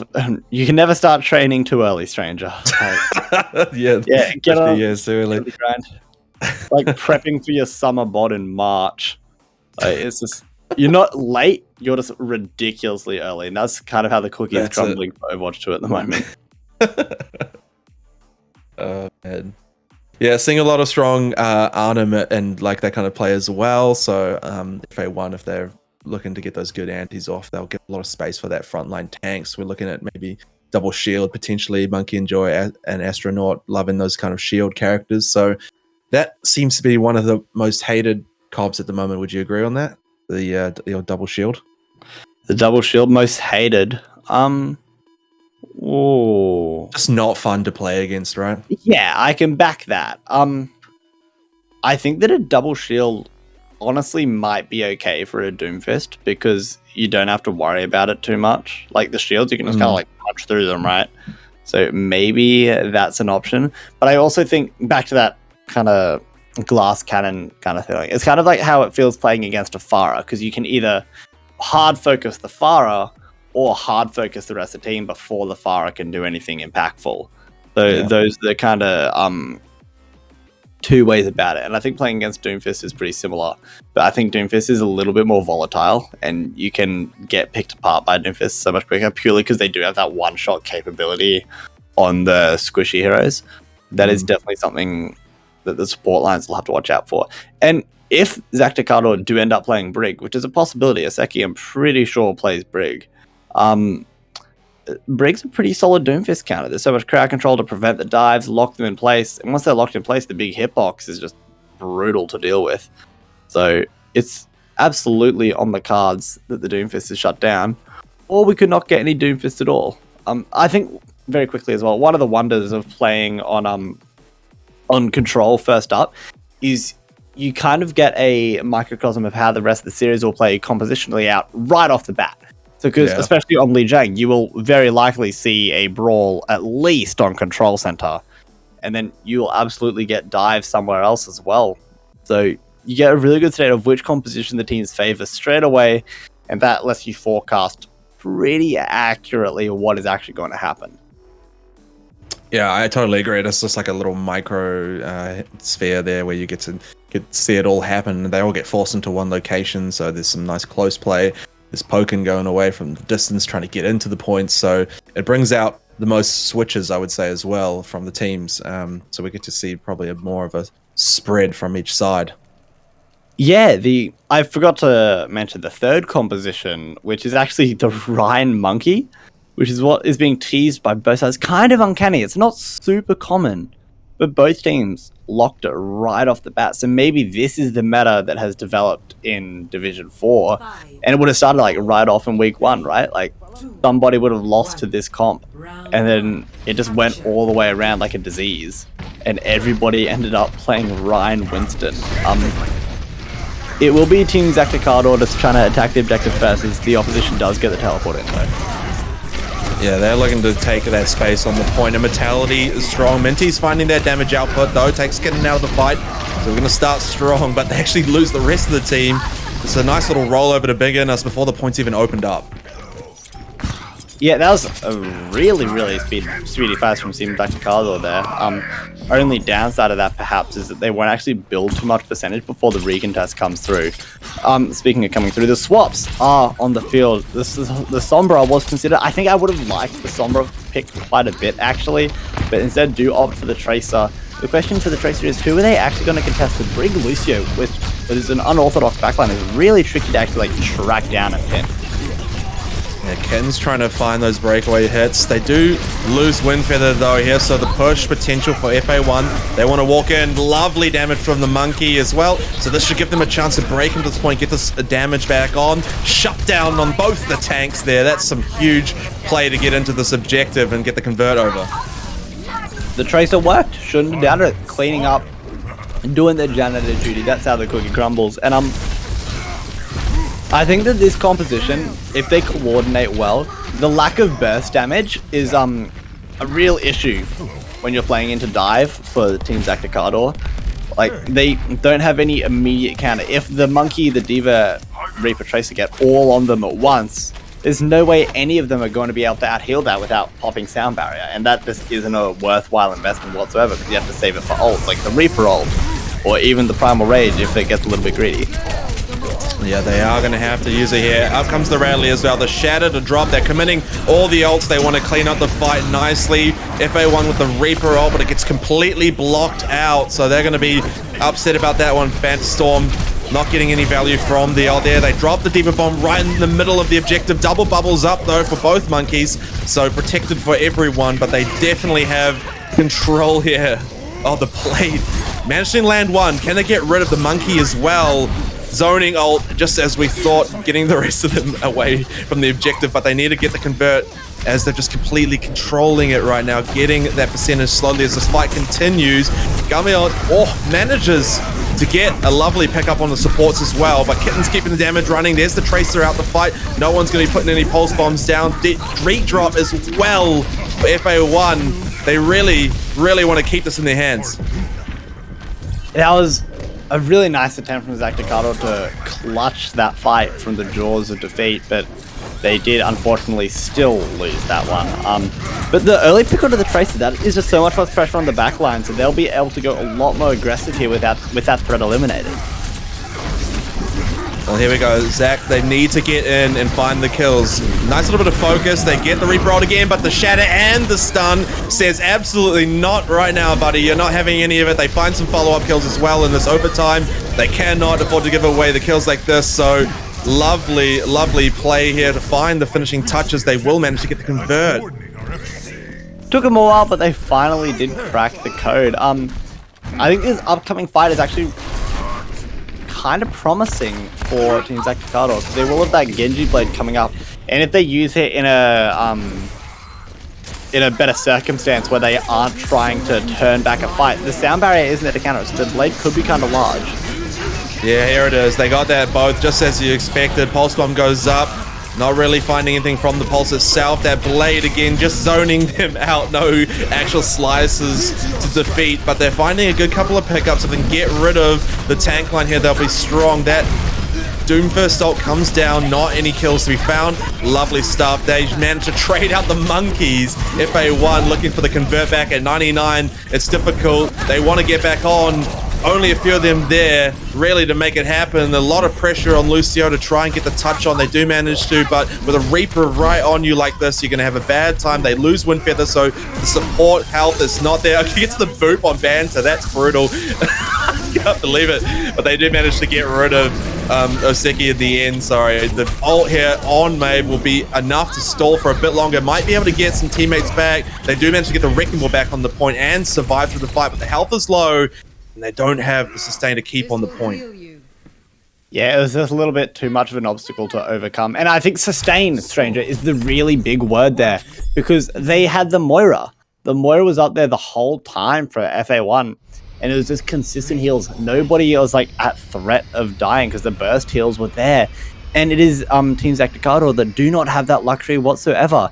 It's a really brittle backline. Like, as a pair, it's pretty strong. Like, they can peel for each other, that kind of thing, help each other out. But for the rest of the team, and especially the lack of long-range heals when playing with flankers like Doomfist and Genji, the armor packs can only do so much. And I think that the backline, if it stays like this, is going to be a real weakness for this team as they go forward. I don't know how they can make it work. They need to get better value out of speeding the Reinhardt around, I guess, because if they just tank up the Rein and speed him around, they could actually get a fair amount done. Especially here at this early point when they could get them zoned out on the bridge, and it's worked exactly as they would have wanted, even with the monkey right in the back. Doesn't matter when you lose your DPS though. Great kills from Banterstorm. The pressure on the monkey pushes them off. Oseki with a great environmental. Let's see if those can keep coming. They actually follow up with a just pure damage kill onto the DPS themselves, and that will just surely seal them this objective. The point do be flipping, and they did a lot better job of utilizing how their composition plays that time, which is really important. You can see that the Rhine went so much more aggressive as they're nearly at that ultimate already, and that aggression is culminated by the supports. This needs to keep on happening if Team Zac wants to find any more success in this map, let alone this series. So it will now be FA1 trying to rotate around White Room, but if anything, I think that really plays into the strengths of the Reinhardt composition. The Reinhardt will just be able to swing that hammer all the way through. FA1 need to commit the ult there. The shadow drops, but they have the healing still. It doesn't quite get the Moira. It doesn't matter. They just straight up pure DPS the Moira out of it. Let's see if that rally can really get them a couple more. Pulse bomb in a group, but it only finds the one. Luckily, they spaced out just at the right moment there. They'll keep this point in their hands. It's a great start. Yeah, off like a rocket they are. They've done a really, really nice job. I think the impact of the Brig is finally starting to show a little bit. If you look at the top of your screen, there are a bunch of players who are all armored up from that Brigida. Scabs and Osekis are fading as we speak, but those will be reapplied near enough. Yeah, it just gives them so much great sustain in these battles, especially the close range fight. Interesting penitent from going on it. Gets booped away. There's a blade that's not just for zoning. 2 to be found. This is huge. This should keep this in their hands. They just need to get a few tanks out of the play. They managed to boop away another. Man, the bottom of the map is the place for FA1, and that's the only place they're finding at the minute. Hueymon in chat is saying that they're playing Tony Hawk Pro Skater as they get booped around. I threw my hands up to my head so quickly. I think I pulled a muscle in my back. I'm gonna have to go see my chiro after that one. Oh man, they say Overwatch isn't a physical sport, man, but look what it's doing to my body. They are just pumping that damage continuously. Another Reaper ult that doesn't get what they needed. At least Kitty with Doom ult does manage to do it. They lose their Reinhardt, but they found the kill on Saw as well. So the point at 98%, no one's even going to be near it. Clean fight. There's a whole different team we just saw. Yeah, that was so much more dominant. They actually found their footing, and I'm wondering how much of that is securing and playing on the defense consistently. I think maybe that is a strength, because as everybody stays alive, as everybody stays alive, the Brigitte can keep those armor packs out, they get the rally more often, everybody is at that higher health for longer, while if each time you're resetting, you have to reapply those armor packs, then wait, and then engage. I think the defensive, playing on the defense is very, very favorable for this composition. In saying that they might still struggle either way against what FA1 is about to throw at them, Stranger, because they are running very stock standard for Control Center. The teleporter will get them into position nice and speedily, and they're going to get locked up pretty hard by this Mei, and I don't know if they'll be able to save the Ryan if they get walled. I love this backline aggression from the Monkey, from Maeve there, just to not let them be too structured at the front alone. Scrappy fight to begin with. The Mentality Field gives a lot of advantage to FA1 at the beginning, but it falls before any picks can be found. Both pin attempts absolutely flaunted there, not going to get the value they wanted. They really wanted to connect with each other there, but it didn't quite work out. That wall and the boops really separating them well, and FA1 comes out on top with the 2 kills to start. I don't know if you just saw that chart from Guimon, but Dumbfist just handed himself to the Rhino on a silver platter there. That was insane. I have no idea how on earth they got away with that. But nonetheless, it will be Team FA1 who's holding up pretty close, but they're about to face an onslaught. Again, they go for the Shatter, but it's blocked off. That's so unfortunate for them, but great for Zach as they move their way up with the Moira ult. They keep the aggression on. Astronaut hits a great pin to get rid of that Monkey tag and has a pin, a Shatter of their own. That's huge. Just gets the whole team in one go and they follow up. This Reaper ult has to be massive, but unfortunately it's just completely zoned out, and they're probably going to get picked up on the way out too. Ouch. I hate to hand it out this early, Stranger, but I think that was a little bit of a main tank diff. Guimon, they're absolutely dominant in that fight. Not only blocking the Shadow, then landing a huge one of their own. Not even the close range Reaper ult from Vanderstorm could turn that one back in their favor. And look at the ultimate economy for Team Zac. They have so many ultimates they can use here. As the Seki does die, that's a crucial one out of the way. So much pressure on Gomion, but not finding the kill. They finally sneak it out after a pin attempt, the wall, and the Mei ult to make it happen. FA1 should come into control of the point here. They got to get rid of the Monkey and get this convert. They want to catch up the percent here. That was a brutal first pick on the blue side. Taking the sound barrier out of the equation just removed all that sustainability. The Moira just couldn't do enough. And then the Mei ultimate was very nicely placed. Trapped the Winston, and I'm pretty sure the Genji Blade as well. So Scab in ultimate there getting taken out, which is a little bit on lookers for the Genji. But great Mei ultimate from Doomfist. You cannot, Dumbfist, excuse me, you cannot take that away from them. And now the Ryan games will be going on again. Both Reinhardt's go the Shadow. Guimon drops it out! Oh my god! Parkour around the corner. There's a great Diva Bomb in the end. It does manage to trade out after the huge pin. You hate to see it, but man, what a Shadow, on the stair. Cleans up most of them. Banter managed to get another ult off. Getting the healer is all they really needed to win them the battle. Keep this percent rising up. Yeah, and that fight, the defense is winning this time. It is FA1 just cleaning up, recovering from that monster Shadow from Guimon. I'm not quite sure how they did it, because I'm pretty sure Minty Toast got hit with that one, so they wouldn't have been able to drop the Immort. Maybe their follow-up just wasn't there, I'm not too sure, but either way, escaping by the skin of their teeth on that one. That was an exceptionally losable fight, and going into what could be Final Fight territory here, it is Dumbfist coming up on their ultimate, and Astronaut coming out with the Shadow of their own as well. Yes, and managed to get the pin to get rid of the Reinhardt, puts them in advantage to begin the battle already. Beat drop used so late from the heavens, finally drops down, so it comes nice and late to keep that sustained right through the push here. Minty managed to get a clean pickup, but Mave falls in the end. FA1, they just got to try and hold on to this, but the push on from Zac is going to be strong. Got a Shatter coming up again. but they need the rest of the team there to find the damage and get it back. They've still got 50% to make up after this fight. There's a sneaky shot from Banter around the corner. Dunn managed to hit it, but the blade comes out. The pressure being maintained heavily. Gonna get rid of this monkey on the objective, and Banter's trying their hardest. They finally jump around the shields enough to make it happen as Astronaut gets some free swings out onto the supports to clean up the field. Lovely play by FA1. They do take map 1 after a little bit of a catastrophic fall on the hurdle on map 2. They do manage to bring it back, finding that form that they displayed. Oh, this is going to be juicy from Yumon. I'm really excited to watch this, Stranger. Then off the top of it. Oh, just catching the opposition main tank and napping. They were fast asleep. The Z's were being caught. The Reaper ult. Really interestingly there as well, very small detail, Monkey and Joya was defense matrixing their own Reaper while they were ulting, just trying to defend them from any crowd control that could come through, just any damage in general, trying to keep them alive as long as they could so they can deal maximum damage. Alas, it didn't amount to much at all, really. Yeah. But it was still a cool thing, that a job that a D.Va has to do. D.Va has so many things playing through their mind, and that is one of them, keeping their teammates alive, as well as actually eating up directly the enemy damage. Yeah, I mean, Banter really had a hard time just getting those Reaper ults to connect properly with so much shielding going on. But at least while that's all happening, the rest of the team were making good use of that, them having to shield that off and played around that well. So yeah, interesting.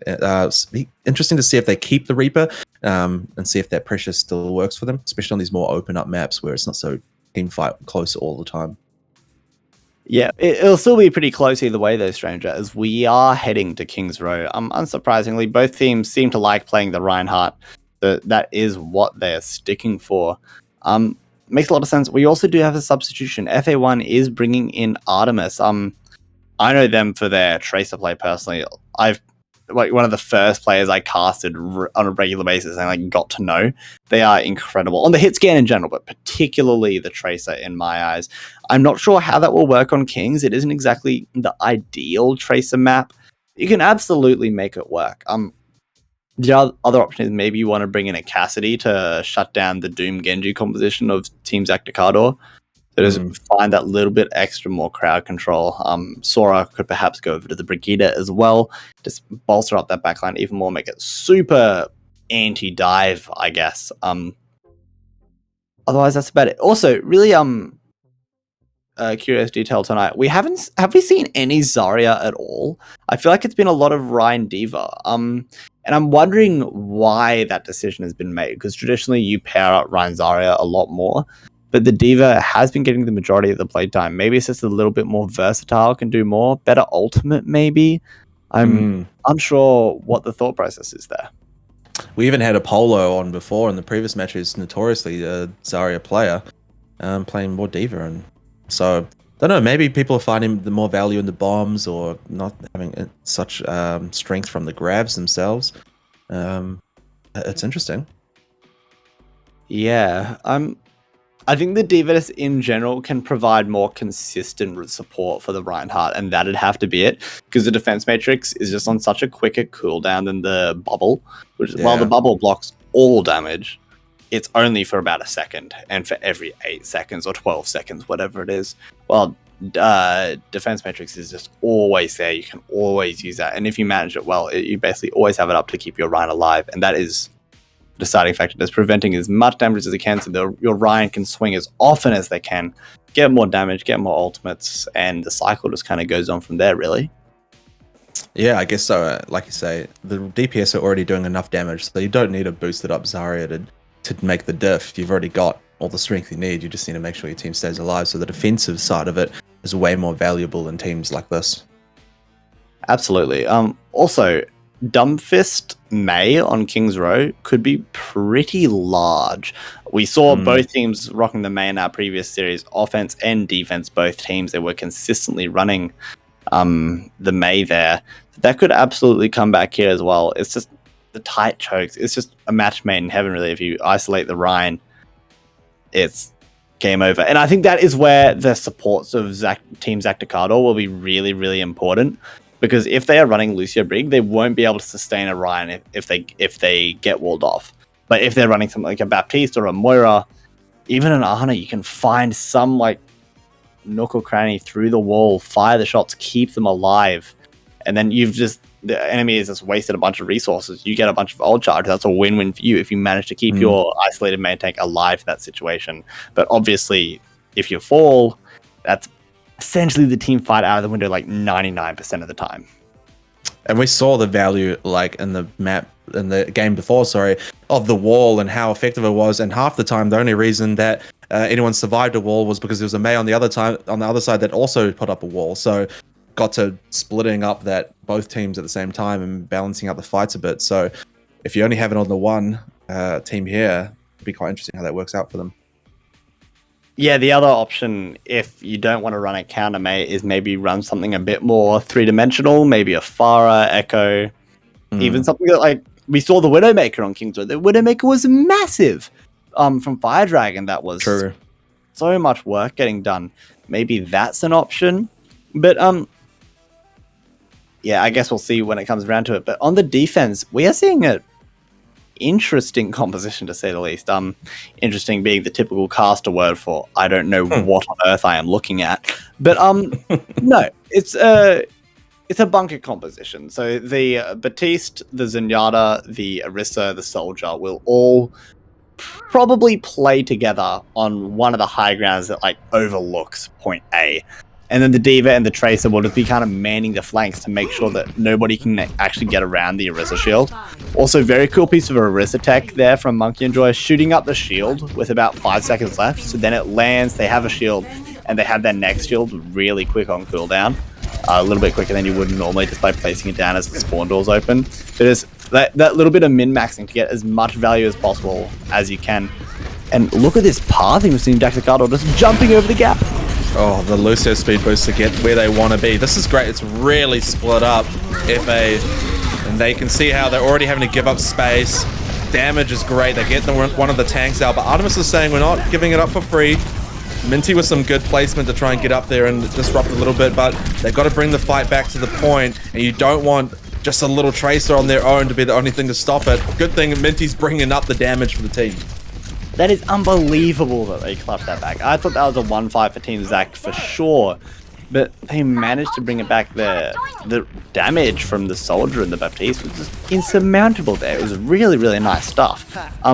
And I guess that's the advantages of playing on the high grounds like they are at the moment. They can rotate so easily between different high ground positions and always have sightlines, which is a real strength of this bunker composition that you're seeing. Also, really important job for Astronaut is they're going to have to contest the objective as well, because the Orisa doesn't want to drop super early. Great, they got the kill. They make their way onto the point. High ground window, though, for Artemis. Just laser through, pulls out the visor. Looking to just drop down and find all the angles they need. This has been a hard push, lost for Zach there. Yeah, you saw Astronaut do a wonderful job of contesting the objective, like I was just saying there, Stranger. They hopped down, contested it for a bit, flew back up, got the heals, and then went straight back down, not even giving up a tick. I don't think they got even out of mech either. Also, really cool positioning from the Zenyatta of Sora. They were just over there, that alternate high ground, which gives sightlines onto point and their whole team. So when they get died, the Zenyatta has free range and is fully protected as well.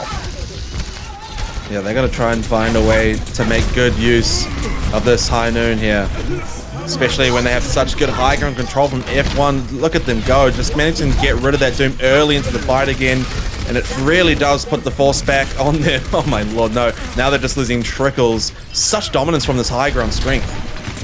Yeah, they're really struggling to take the high ground at all. And I think that is what has prompted maybe swapping over to the Zarya, which we were just talking about. We're finally seeing the Zarya, which is cool. It just lets you bubble the divers, and it also cleanses the Discord orb, which is a pretty huge factor. Yeah, they're getting the monkey dive up. I like it. Cassidy with the noon from an unorthodox spot, holding onto it to try find something in the end, but not quite going to connect as they would have wanted. Doesn't matter. Gomion really doing numbers with that monkey ult. Managed to find another as well, so getting rid of Artemis was probably the huge value ticket there. They got rid of a massive DPS source. Even though they get taken out here, they still have a chance here to get some ticks going if they can get these final few kills. Yeah, this is the most successful offensive campaign that we've seen so far, and that window I think will be the nail in the coffin there. Risa doesn't stand much of a chance. They did a really nice job of taking the high ground. and they actually got control of it, forced the rotation, and then they were just, their defense was just in a position which wasn't ideal and without their abilities, and from there the cleanup was pretty spectacular all the way around. Astronaut contesting for that last little bit. They are also giving maybe enough ult charge to build up that Graviton Surge. Sora was briefly on the Lucio to contest, swaps back to the Zenyatta, and that will be the crucial dive target. I think that is who Guimon has to be focusing. Even the Reaper, if they can get in there as well and dive and team that Zenyatta and get rid of them, that is just so much like the crux essentially of that team composition out of the window if you take out the Zen. It isn't much healing, but the damage that it supplies is really, really brutal when, especially if it's a solo person dive. This grab. Okay. I mean, it didn't get them much value really at all. They got the 1 kill thanks to a good shot from the Hanzo, but FA1's still staying strong up the top, and they've got the visor to rain down some pain, the bubbles being the only reason people aren't getting melted to pieces. And they're using that environment very well here, Zach. They even got the Discord pressure going on. They haven't let a single kill go off there, so great defensive play from them trying to push this card along. All the teleport from the Reaper after the high ground, forcing out the defensive Ant Matrix just to keep themselves alive. But it's actually a really nicely positioned ult because it lets them fire through it onto the payload and keeping everybody alive. Still keeping their aggression good with Zach. They want this card to move as much as possible. Diva Bomb in their high ground, but they've got the fadeaway on the Reaper, so not much of a problem there. Dumbfist keeping that damage up as well. They want to find a few picks, but they've lost more than they've gained. The beat drop to kill the one remaining Tracer and Baby Diva. Maybe not necessary, but definitely secured them at this point. It has. I don't know if the point B recontest will come through at all, really, Stranger. I do not think it will. Going into this next fight for for Zach Decardor, excuse me, they have a fair few ultimates to work with. They have the Grab Dragon combo, which is as old as time, but the Sora does have the counter for that.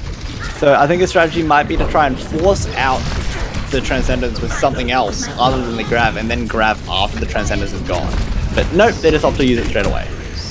Well, it ends up keeping them alive. Most of the team managing to escape from the grab, so not too worried about it. FA1 give a lot of space as the Reaper drops in behind and Mentality Field comes up, and it's not a problem to deal with. Gets melted as the rest of the team not close there to help them out. So a bit of a reset here for Zach. Yeah, that was really nice play from the supports of FA1 there.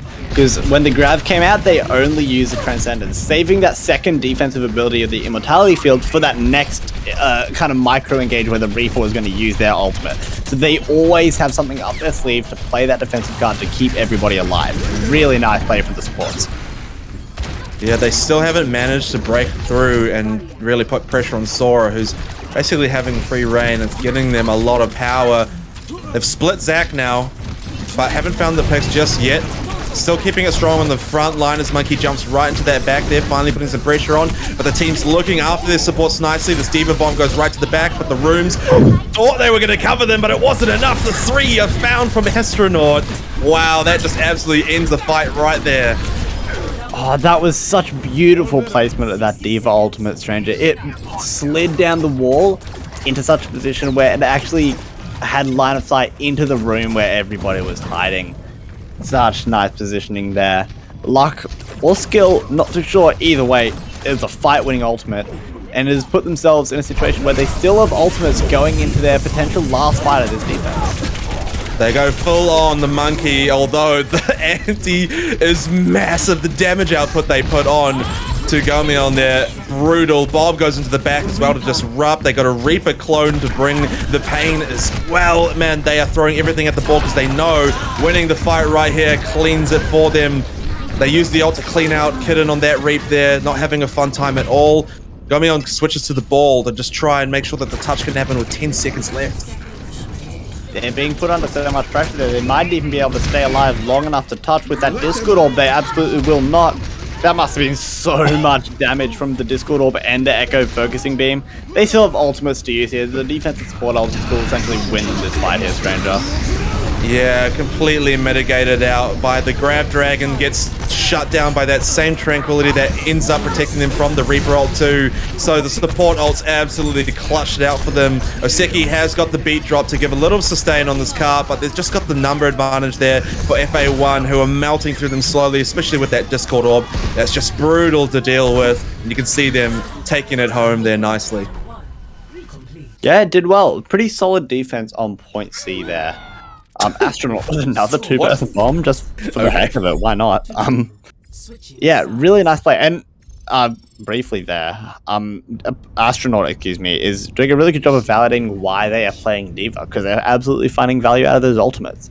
So really nice stuff. But I think the props there has to go to the support line of FA1. The Zenyatta Baptiste, they really made it work. You don't see too much Zenyatta in around this like Division 4 range. Usually it's just a little bit too volatile and will get dove, but they're staying alive and they're getting a whole lot of value out of the Zen. Yeah, I mean, even at the end there, that Tranquility from them blocked out a Reaper ult and a Grab Dragon in one fell swoop, so the timing was immaculate. They managed to cover the first part of the Reaper ult, which came earlier, and then just covered the final moments of the Dragon as well. So timing, immaculate by that. Yeah, and they felt themselves on the Zenyatta. They thought, I did such a good job on the Zen that I'm going to go play Mercy. Yeah, it's okay though. It makes a lot of sense. I'll ask that going back into Zen either way. I agree with that. And this composition is really cool. I thought this was more of a defensive composition, but they're going to try and make it work on the offense. The Zen, whoever they Discord, will immediately be collapsed upon by Astronaut, while Artemis and Monkey Enjoy will probably try and stay together as much as they can, giving the Hanzo the cover to just fire out of those arrows. And the backline, Sora and Mintitos, not as much heals this time as the Bap is swapped out for a Vegeta, but the Zen will still be pretty beefy and hard to actually kill. But the general heal output will just be so much lower. This rotation from Zach, though, fantastic. Gets them their Reinhardt up into the higher ground. They've split well. Immortality Field there for some sustain as well. They got to find the Pex, though. They didn't manage to kill anyone out of it. Sora's caught off with Gomion alone there. Marv found Astronaut as well. Sora actually wins the bloody fight. Are you for real? Kills the Reinhardt. And it's the other supports that have to clean up that one. So, bit of a rough starting fight there. That could actually be a huge pick for the Zenyatta. Like, you think of it as a little bit funny, which it is, but it also means there's no main tank presence on the point, and they are just able to stand there. They'll get a tick out of this stranger. Yeah, well, this actually worked really well for them to start. They won't quite get their second off before some contest goes back on. They got to make sure that they follow up with some damage here, but that is a huge window to come up, and Wind makes great use of it to start. They burn through some shields as well. Artemis not saying we've given up just yet. Got to try and get a couple of them back on the trickle, but the push definitely ended. God, that was one aggressive Batiste there. Windfeather, they were trying to find a pick onto the Zen, but it just didn't quite happen. Aggressive Tranquility with the visor as well, so this just means they want to get right on the point and take anything that's willing to contest near it. They split off Wind as well, killing on the junk here to try and get a couple kills. Does find the one, but won't last long enough to actually stop the point, so a good aggression there. Yeah, it was so instantaneous as well. They had no hesitation. They were just going straight forward, straight away, recognized that they had all the heals in the world to be able to play like that, and made great value out of it. But I think this next fight is going to be a little bit tricky. They're playing into so many ultimates, 5 ultimates essentially, as Gumon comes up on this Earth Shatter, and they don't really have much to shut it down. They don't have the Transcendence online. I guess the best hope that they really have is the Zen fighting a pick, or Astronaut putting their minefield down in such a way where the rest of FA1 can't actually, or the rest of Zacticado can't actually push forward because they'd be walking through the minefield. I love this positioning from FA1 actually, because they're just completely saying, hey, we're not going to group up on the cart and let you use your ults effectively. Like, bugger that. We're going to poke away and build our own ults up, and you can see already as the Noon got wasted that it's working for them. It is the definition of a zoning ult from Scab. It bought them a bit of time, and that's all it really did. But it bought them enough time for the Baptiste ult to come up as well, so they still maintain that 5 ultimates. If they can cycle these well, it will be really, really tricky for FA1 to actually break. But the minefield is coming out. It's actually in a pretty good spot. Diva Bomb sneaks its way right to the back line. Not quite as effective as they would have wanted as last time. This tire, though, could be. Does shut down the clone on Dumbfist, though. So that's great. What a shatter. Lovely stuff through the cart, the pin attempt, as well onto the Reinhardt. But they don't actually manage to get the finishing blow out of it. Great mentality use. Will keep the team going strong. We're just waiting. They lost their Sigma there with the old FA1, so they have to back up and give some space here. They don't have the power to keep this going. They lose a couple more too. Yeah, the defense is holding strong, but they did use a fair amount of ultimates there to get that done. In fairness, the offense used a fair few as well, but I think going into this next fight, it's panned out in such a way that the offense will actually have an ultimate advantage. The Transcendence will be able to use really aggressively, and we saw how successful that was on point 1. The Sigma ult as well doesn't... Oh, I guess the sound barrier is online to counter the Sigma ult of Monkey Enjoy, so Aseki will have to time that one well. But as soon as it's sound barrier used, it'll be just in time for Artemis to come out with attack fires, and they'll be able to just cleave everybody down. See if they can keep it going. I like the high ground push around. FA1 need to make sure they use this Gravitic Flux to effect. Managing to sneak up a couple there, but the beat drop will keep the sustain going for Zach and them. There comes the pinned attempt. It's shunned out by Minty, and Sora's right next to them. Got them trapped in the room. Looks for the finishing touch. Does get the fire strike, so you like to see that kind of value found to try and hold this card off. They're doing very well, and they did cycle through most of those ults really effectively too. I think at the end of the day, it is still a mistake from FA1 there. That should have been won. That fight should have been won a long time ago. The focus fire wasn't there, even with the Discord orbs to really help out with that focus fire. Yumon was on the floor, discorded. That Reinhardt needs to die 100% of the time in that situation. But whether it was the heals from Windfeather or just lack of focus fire, they stayed alive, and that is the real catalyst for Team Zacticado staying alive in that fight. And look at them again, up onto 4 ults, ready for the next fight. It's a familiar position for them, and putting them in advantage for the battle as well. Yeah, they're just playing up on the high ground, trying to find a pick, but both teams are just playing really conservatively. They don't want to peek too aggressively, because they know both sides have like one-shot potential. Human got stunned out of the slam? Great value from the Sigma rock. I mean, they must have seen the rock getting formed to start. It takes a while, so the timing on that's really unfortunate for them. But they have the rest of the team to back them, so it could still go well. Here's the clone Diva Bomb right to the back line. No protection for Windfeather, so they fall, and this could be the opening that FA1 needed. They find the off-angle visor. A stun does shut that down, but the kills are coming out thick and fast still. FA1, they need to make sure this cart's moving. And the Diva here, Marve, sorry, ends up stopping it just for a minute. Sora's still keeping that damage going.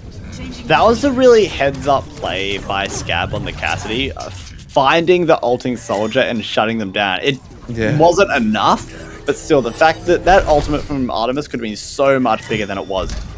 Look at the Junkrat of Kidden. They're up on the top ropes. Are they going to look for a tie to engage us? It looks like they have been scattered out. Oh yeah, they still might have the potential for it. Sora's pumping the damage. Tyre sneaks out Artemis, which is huge damage output removed. They need to make sure that they're on this point, though, to stop it getting any further. The Junkrat has to come and play close. Not upset about that, but does get absolutely yeeted by the mace. The Brig do be swinging, and they do be hidden, people.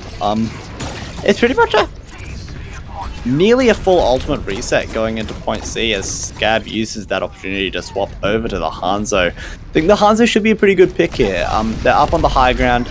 Maybe Dumbfist will be under a little bit less pressure than they were at the Cassidy, but Monkey and Joy will really feel that pressure on their shield now, so a little bit of a trade-off. Another good support ult to come out from FA1. Zach and them know that they can't afford to lose it here now. This will put them at that 2-point deficit, and they do not want to give that away easily, so they push them back for the moment being. But FA1's still man strong, and so they can keep this aggression going. That cart is so close to the end of the point, but there's only 40 seconds remaining. This is going to go down to the wire.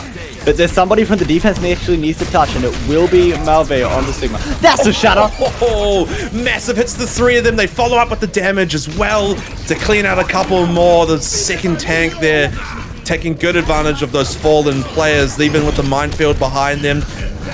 Oh, they are just trying to slow this down. They gotta make sure that there's someone on this cart the whole time, though. And the late pick on the Minty Toast is actually huge. They were coming up on their rally. That could have been the fight-winning ultimate, but Astronaut is putting it on their back, Stranger. Oh, there's huge amounts of damage to find the finishing touches. They have taken it home 2 now. Strong position to be in. Yeah, that was really nicely done by Astronaut at the end there. Even before that kind of, in the penultimate skirmish, excuse me, they used their minefield really nicely so that the players on the cart, you'll probably... Oh, you won't see it now, never mind. The players on the cart weren't able to back up because they'd be backing up into a minefield. And even though there wasn't anybody there to actually sandwich them, it meant that Team Zacticado couldn't actually reset and couldn't actually put themselves in a great position to get heals from their supports. They just kind of had to suck it up and stay there. And eventually the damage just became too much. So FA1, they are up 2-0 here. They are 1 map away from topping Division 4 and putting themselves in first seed for the Ascent playoffs. Man, I'm glad that we got to see that transcendence there. Tranquility, sorry, is it? Transcendence, sorry, I always mix those two up. Transcendence there, blocking out the Reaper Roll and the Dragon. We got to see it from their point of view. You can see how perfectly timed it was, literally sneaking out just as the Dragon's tail whipped by. So really well played by the Zen. A lot of value out of that match, I'd say. The supports did pretty well to make the diff there on the damage side of things. Yeah, we love to see it because usually it's the main tank or one of the DPS being the star player, but I can wholeheartedly say that Sora and Minty Toast are the star players in this case for FA1. They are consistently doing so well and are a major reason that team is having this level of success. Aseki and Windfeather aren't having as much luck, and I'm wondering if that's because Aseki is on the Lucio pretty consistently. Maybe a switch up is in order there, but I think with what they have, they're doing a pretty good job. I feel like we haven't seen many cases right now where they've used that speed boost to like really make the difference. They also didn't do a lot of diving onto the Zen like you kind of talked about, where that would have made the fights a lot easier for them, but they took most of their battles on the front line and never really went for the disrupt. So maybe that as well played into things quite a bit. Yeah, and I'm pretty sure they'd recognize that they have to dive the Zen. They just couldn't quite figure out how to do it. They tried a few interesting rotations, particularly on point A. But when the Zen is protected by the Baptiste and then by like the Diva as well, it usually was, or the Sigma even, the Zen can actually be deceptively hard to kill if the team is fully supporting them. And that is exactly what FA1 is doing. And it is letting Sora do a really great amount of work on the Zen, which you don't see too often in this rank, and we love to see it. But I do not love to see it when people in my next rank games will try and play Zen and not be as good as Sora is, because then there goes my SR. Yeah, you really need your Zen player to be doing the damage as well to make sure that that dive is protected for a moment and then you get the kill before it can be continued, because it's the sustain of the fight that really is where Zen loses out, I guess, and the defensive can't keep that going consistently. So yeah, they've done well. They've really bought the space with that, and you could see with like how the battles are kind of fighting out for them. They're just shutting down any attempt to that back line. It's effective team play. We'll have to see if that team play, Stranger, can continue as we head over to Dorado. There's still a fair few high grounds that the Zenyatta could work on here, but I also think it could be a really good opportunity for Scab to whip out the Hanzo and maybe even a Widow from Team Zacticado as well. If they play those long-range heroes, they could absolutely get some work here. Hanzo isn't at all bad on Dorado here. But on the other side of that, there is Artemis, who not only could play like that mid to long-range hit scan, like the Soldier, the Cassidy, the Ashe, even the Widow, but they could also start to man the flanks on the Tracer. But it looks like Dumbfist has been on Tracer duty tonight. So kind of a luxury having two like very competent Tracer players that you can utilize, because it just gives you way more flexibility, which, as we saw in our first series, is a massive factor, that being able to play so many things, and FA1 certainly have that. Yeah, we got a great example of it just before, where it can kind of zone you into one. So being able to have that freedom, highly valuable. And of course, the Tracer play has been very good as well. We only saw a few moments where, like the Cassidy flashbang would come out and just kind of end their fun. But outside of that, they've been pretty effective. It's been great stuff all the way around. We saw, unless I'm mistaken, we did see a few people playing Echo. So maybe we could see the Echo come back out. But I think more likely is straying away from the Reinhardt, which has been so dominant on in the previous 2 maps of this series, particularly on point B of Dorado. Reinhardt is just so difficult to get value out of because there's so much high ground that he just can't actually get up to and put pressure on without a massive time-consuming rotation that is really easy to get caught in. So I think that we will have to see a swap over onto a more divey tank composition. And I think the Wrecking Ball of Astronaut could continue to be a little bit of a menace to Team Zaktakador. Yeah, the Wrecking Ball has that power, and they were struggling to find getting rid of all that health efficiently enough to get rid of them. Only most of the time it occurred when they were separated from the team or coming in for the staggers. So Wrecking Ball could be pretty good against this, especially against like a Tracer or something. You know, you can get a lot of damage with the health bar differential there. It's pretty unfair. I think also with the Wrecking Ball and the Tracer, the Zenyatta, those 3 kind of go hand in hand. It's a great dive because it really, if there's the Wrecking Ball and the Tracer on you while you're discorded and you're a squishy, it's so hard to stay alive unless the peel is absolutely on point or the divers just kind of whiff their damage, which I wouldn't expect out of any of the players on FA1. So they'd have to bank on the team having some really good peel. So the dive composition is absolutely on the cards here, and you can play that on all 3 points. The third point, you could absolutely get away with playing a Reinhardt or something a bit more of a ground-based composition, let's say. But on point B and probably point A as well, you need something a bit more mobile. So the dive is kind of what I expect to see, maybe accompanied with a long-range hit scan or a Hanzo, something along those lines. Yeah. Look, 2 points up for FA1. Zaktakador, they're going to be really, really wanting to get this map here. Don't want to lose it out right 3-0. They're so neck and neck on the points in the table. They should really be like playing out efficiently and together in kind of the same level. So I'm rooting for them here. Pull it back and get themselves back on this board. They picked this map as well, so hopefully that'll give them some advantage. Yeah, I'm pretty sure there's like 1 map in it. It's like a 10 map differential for one side, 9 for the other. So it is ridiculously close. It was a hair separating these 2 teams until this match, I guess, when everything will kind of finally be set in stone. And unsurprisingly, we are seeing the dive. There is that long-range hit scan I was talking about in Artemis, rocking the Ash. Zora opting over for the Brig. So they will still be situated with Minty Toast, but this time they'll be the one doing the defending. So their job is to just armor pack Minty Toast when they get dive, whip shot away any divers, shield bash them, and the rest of the shield packs can go onto Dumbfist or Monkey and Joya as they dive in themselves. I think where Monkey and Joya and Dumbfist are at the moment, that kind of high grounded area is where the tanks should be playing, because it lets Astronaut and the Diva dive either onto the payload or peel back for the rest of their team. It's a really useful position to play at, and it's on high ground, which is always good, as Anakin kind of learnt the hard way, unfortunately. So it's absolutely a really good defensive position, but with the Echo, Scab could actually do quite a bit of damage, and if the Doomfist can find their way up there as well and isolate someone into a wall, an opening pick in this composition is absolutely brutal.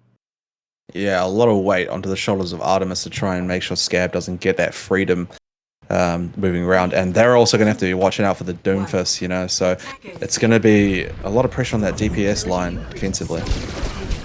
Yeah, Scab is the one taking early damage, however, and I didn't even know if they've recognized the Tracer up on the high ground yet. They certainly have now, and as the engage gets in, Scab is taken down instantly. The 2 long-range characters, the Ana and the Ash, just making light work of the Echo. Ana's happy to get that damage input as well. Good sleep on the front line with the anti to follow, so the Diva has to dive out of there. So far, this is working well, although they finally lose their another DPS in the front line, so Card's not going to be allowed to move very much at all. FAY want to make sure that they slow down the progress as much as possible, but they've got to keep up on that high ground and protecting their support line so that they have that sustain when it gets to the underside of the bridge here. Yeah, and the defense has maintained a decent position where they can still get something done, even with Kitten pressuring them on that left flank. But Gumon is just so aggressive, pushing everybody back. The payload's getting a whole lot of progress. Yeah, the dives into the backline have been very, very effective. It's just bought them all the space. Nano boost here onto Monkey, but they're being bullied by 4 here, so have to use the ult just to stay alive and try and get some damage output. But at the minute, what a sleep dart under Gomeon, just use their ult. So put to sleep most of their ult, wasted away there. The bubble will keep them with plenty of sustain. Back onto the point, FA1 doing what they can with the few players they have to try and slow down the push. They put the Bob on as some stall and the damage output, but Scab's come in with that Tracer Pulse Bomb and done the damage well. Yeah, excellent use of the Bob, but even better use of the whip shot by Aseki to actually remove the Bob from the objective. Not before it takes out Scab on the squishy Tracer, but Aseki finally flexing off that Lucio and showing that they are more than good at it, and as the skirmish kind of evolves, it will be first point going the way of Team Zacticador. And going into these next, 1.5 fights, Stranger, I really want you to keep your eyes on the Winstons and the Anas, because both of these Winstons will be nanoed, and they will very likely get their Primal Rage up with the help of that ultimate. So both backlines will be under immense amount of pressure, and it comes down to Astronaut, particularly, but the other Winston, I guess, in general, of what they want to do. Do they want to dive the opposition backline, or do they want to peel for their own? And that decision can be fight-winning. Well, Monkey has even more pressure on them now as well, because now they got the Widow they got to dive onto too. Interesting play here for the high ground, moving around. Zacticador using that to the advantage. Artemis wins out the sniper battle though, so they've got some damage removed. Eva Bomb to fall off the cliff, down into the alleyway, so not much range of sight there on it, but still, FA1's kept the cart in check. Oh my goodness. The supports of FA1 just continue to impress me. That was so good. That was such a huge fight from Minty Toast. Saw it with the peel from the Primal Rage, but it looks like it was just a little bit too much. And eventually it is Team Zacticador rolling over FA1, putting themselves in a position to take point B. This is actually kind of good for FA1 because Kitten, who swapped over to the Widowmaker, will have this really long-range high ground position with view of all the choke. They might actually rip the Tracer's head of Dunkers off if they peek a little bit too early. Gotta be careful of that Monkey still though. Both diving into each of the backline, both Tracers doing well to find a pick each of themselves, but the Widowmaker gets caught out. Oh, the Pulse Bomb though from Scab to clean up both supports. This should really open the door for them, but they gotta get rid of the tanks now. And the damage has been traded back. Wow, that ult from Monkey really sealing the deal. Now keep it in check again for another few moments. They managed to hold on. The defense is actually playing really well here. Monkey Enjoyer is certainly enjoying the Monkey. They're getting so much value. And once again, Stranger, it is coming up to that time of the day where it's the Nano Boosts and the Monkeys. They will be going at it again. Last fight, when we had these two Nano Boosts online, Minty Toast did an exceptional job of shutting down Gumon for the longest of times. They anti-nated him, so the Nano would have been useless, and then they slept them as well before the Nano Boost could be applied. So really delaying the use of Windfeather's ultimate nearly won them the fight, and in theory probably should have won them that fight. Well, the jump from Monkey Lover does force out the rally there, which means they have to use it just to keep the support line strong, but there's no one at the cart to slow it down, and this push here has really put FA1 out of position. They're not really able to get in time. Astronaut tries, but ends up coming to their death. Aseki is really showing us that Brigitte is indeed harder than Zen. They did a really great job of protecting Windfeather in that fight from Monkey Enjoyer, who was all fired up with that nano boost. The whip shot, the shield bash, everything to keep Windfeather alive, and it worked. And then Monkey Enjoyer carked it, unfortunately, hit the hay, and from there the fight just went in their favor, and they are making their inroads into point C. And still gaining space for free, essentially. We do see Gomeon committing the ult. Scab comes out with the triple Pulse Bomb, so the push absolutely ended in the spot. Even though Bob was committed, they're just not going to get a whole lot there. Man, this cart space is just for free now. And that Bob ultimate is absolutely one you'd be wanting back if you were Artemis, because it's such a crucial tool in these final, staggering phases of any objective, really, where you can just chuck the bomb onto the payload as an extra body. And Artemis, again, just shut down so early. Scab has been on a tear. Oh my goodness, they are just picking them out before they're even meant to make it. The pulse, oh, that is a huge flail, sends the Diva Bomb out of the right position, hits the wall, the remake comes in, so they can't touch. And round one, just like that, 2 minutes to spare. Team Zacticado are really finding their own on that Dorado offense. It took them a while to get started, but after that, they were an unstoppable force.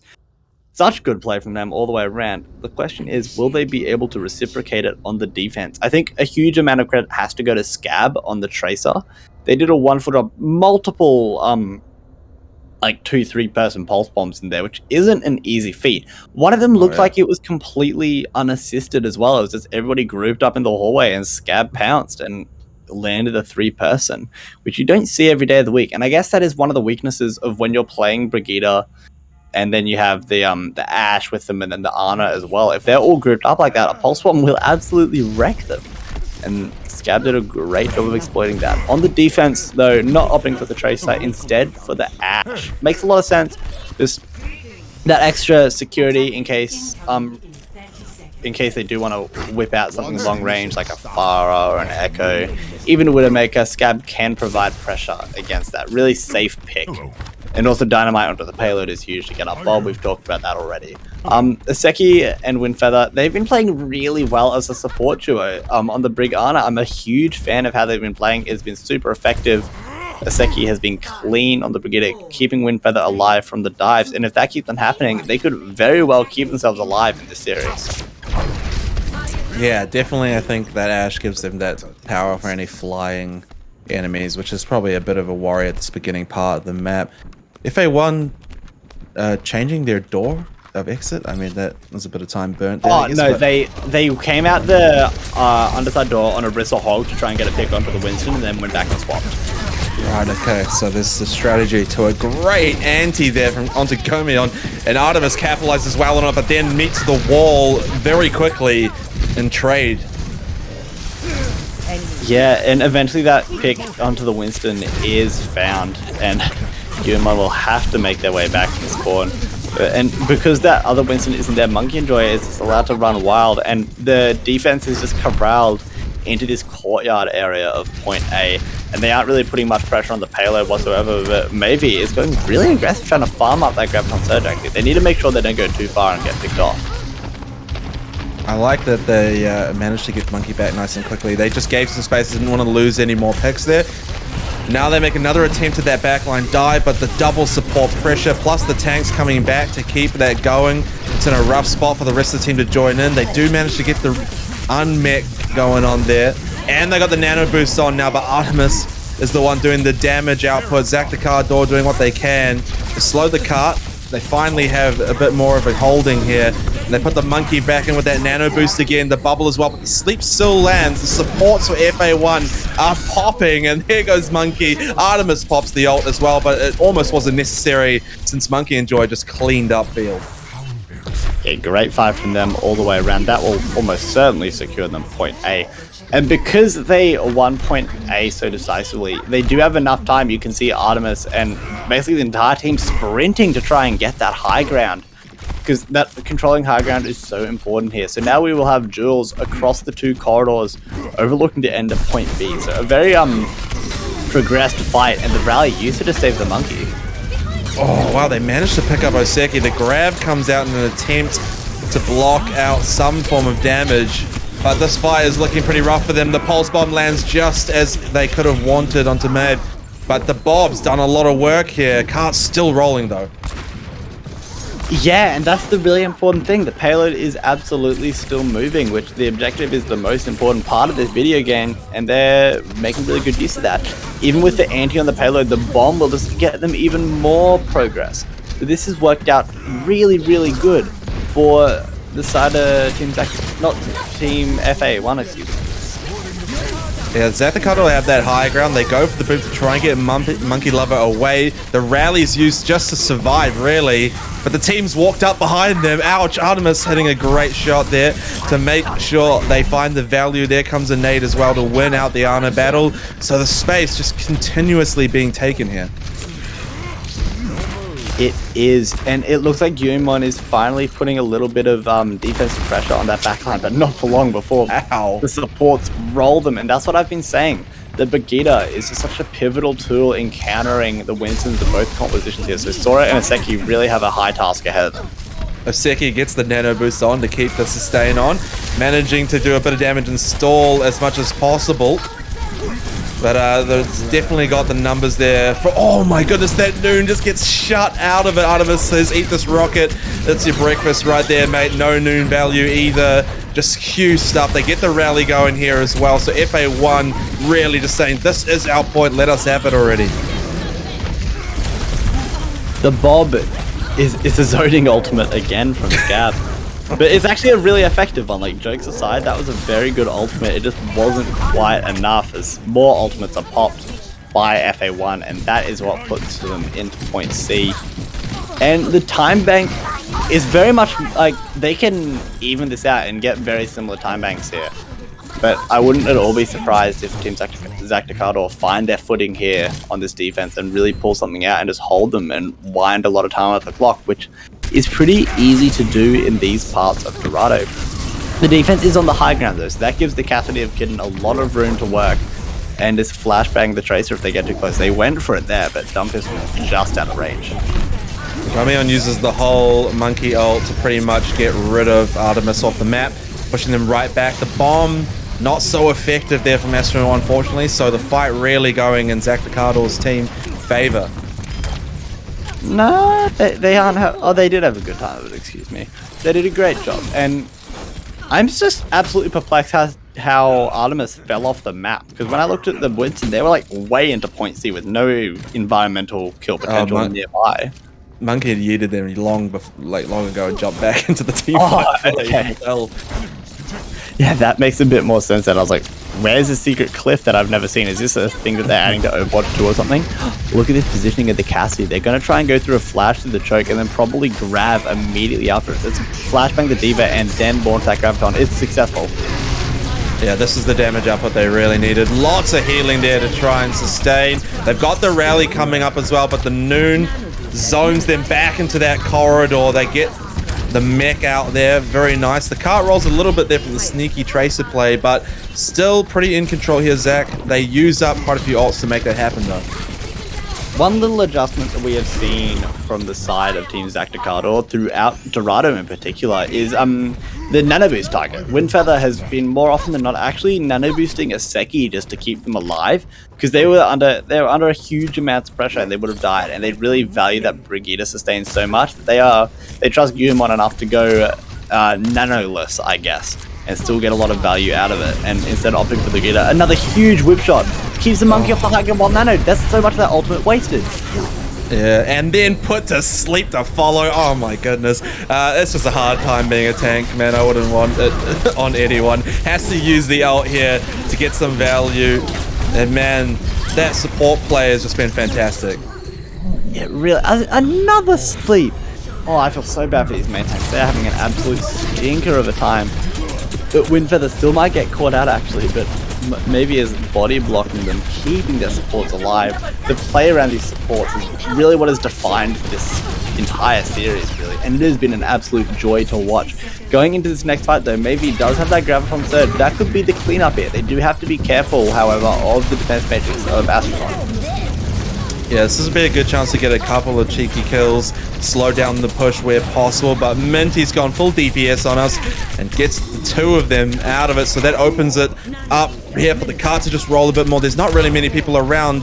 Scab does manage to finally get on to try and stall just a little bit, but the rest of the team's struggling to get out that corridor to get in there. Nano Boost does go on to Maeve, but mostly used up in the end. They get antied and Artemis capitalizes on the no healing. They manage to get a good couple of clean kills there. Wrecking Ball really the only thing to stop them in their path, but the momentum is there for sure. Tracer will not have the health to hold it. Only a minute. Pretty even game all the way around, and Escort is one of those game modes where it's probably the game mode where time bank is the least significant because the snowball potential is just so massive. So yeah, it's not all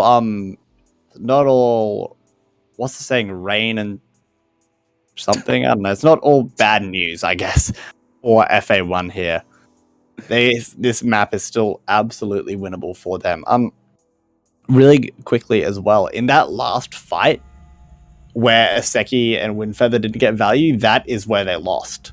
And a lot of that comes from the anti-nade from Minty Toast was landed really, really nicely. But as soon as the supports aren't doing their job, the rest of the team crumbles around them, which really highlights to me how impactful they are in each and every fight and how much work they're doing to keep everybody up. So really nice anti-nade there is a big reason that they capped point C at all with time. Yeah, I mean, the supports from both sides have been crucial for these fights, having a lot of value.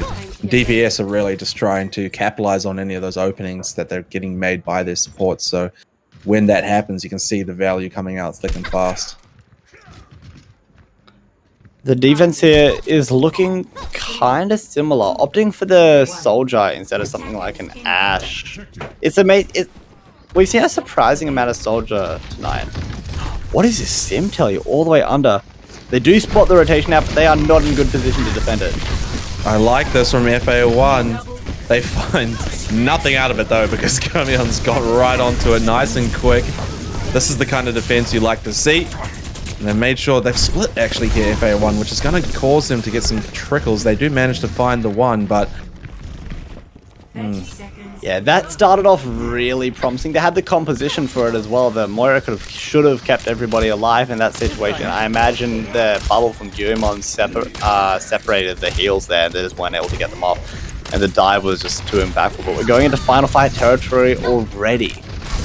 Oh man, Kitten finds that great damage onto the squishy Tracer. Artemis following up, having that damage output to the close range Reaper, able to just deal to that monkey. Now trying to get some of those supports out of it. The cart stalled for a moment by the supports. Tracer fight on the subjective. They're in overtime. They cannot afford to let go of this for even a second. But looks like they are going to get some good space here, and the rest of the team are going to be trickling back into them. There should be a recontest for point A though. And the defense, they do have that Primal Rage online, and the Nano Boost will come online during the fight as well. If they can contest long enough to get these ultimates up, this is very winnable for the defense. Yeah, they got to be very careful about where they play. Stick together. The Pulse Bomb lands on Reaper the Fade. Make sure that they survive out of it. Not too many problems. Even with the monkey out flying around, Artemis quickly deals to that, and the point reaches in the midst of the chaos.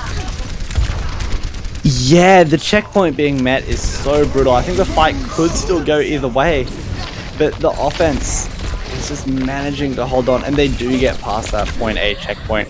That's so unfortunate for Team Zacticador. They use so many resources. They use like everything they had, and they just couldn't make it work. And now going into this next fight, it'll essentially be a gimme for the offense with all the awesomeness that they have to work with now, unless they use them as unsuccessfully as Team Zacticador just did.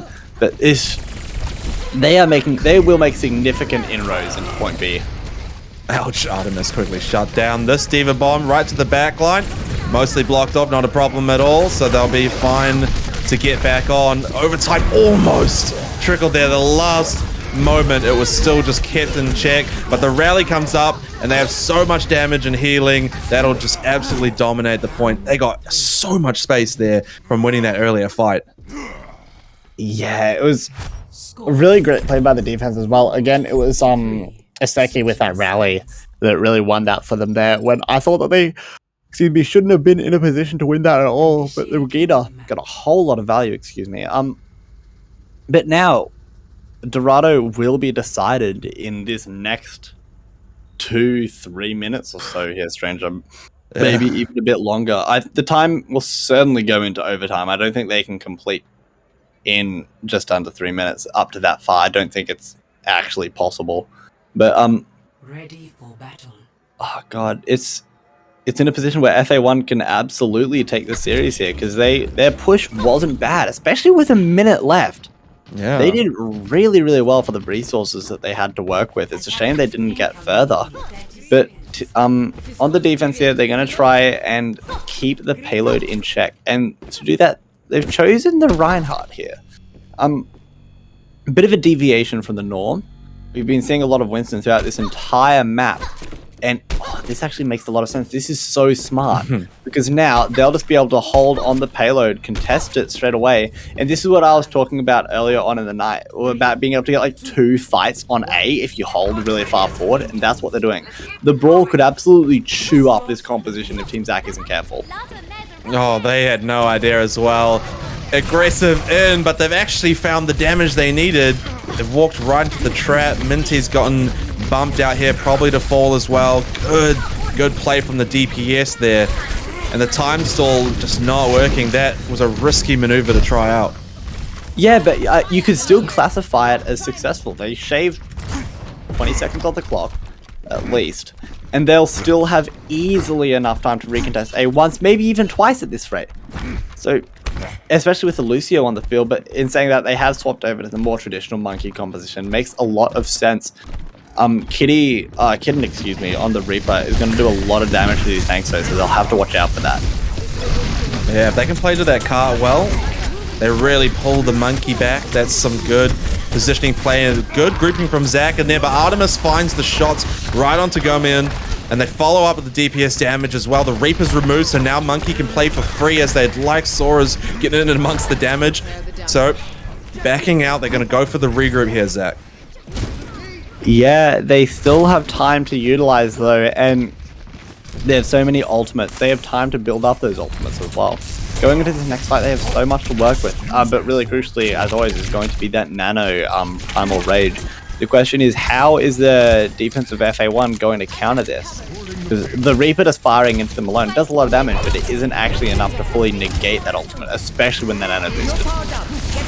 Well, here we go. As you expected, Nano boost onto the monkey there. They go for their ult as well to try and increase that damage output even more. Diva Bomb goes high to the sky.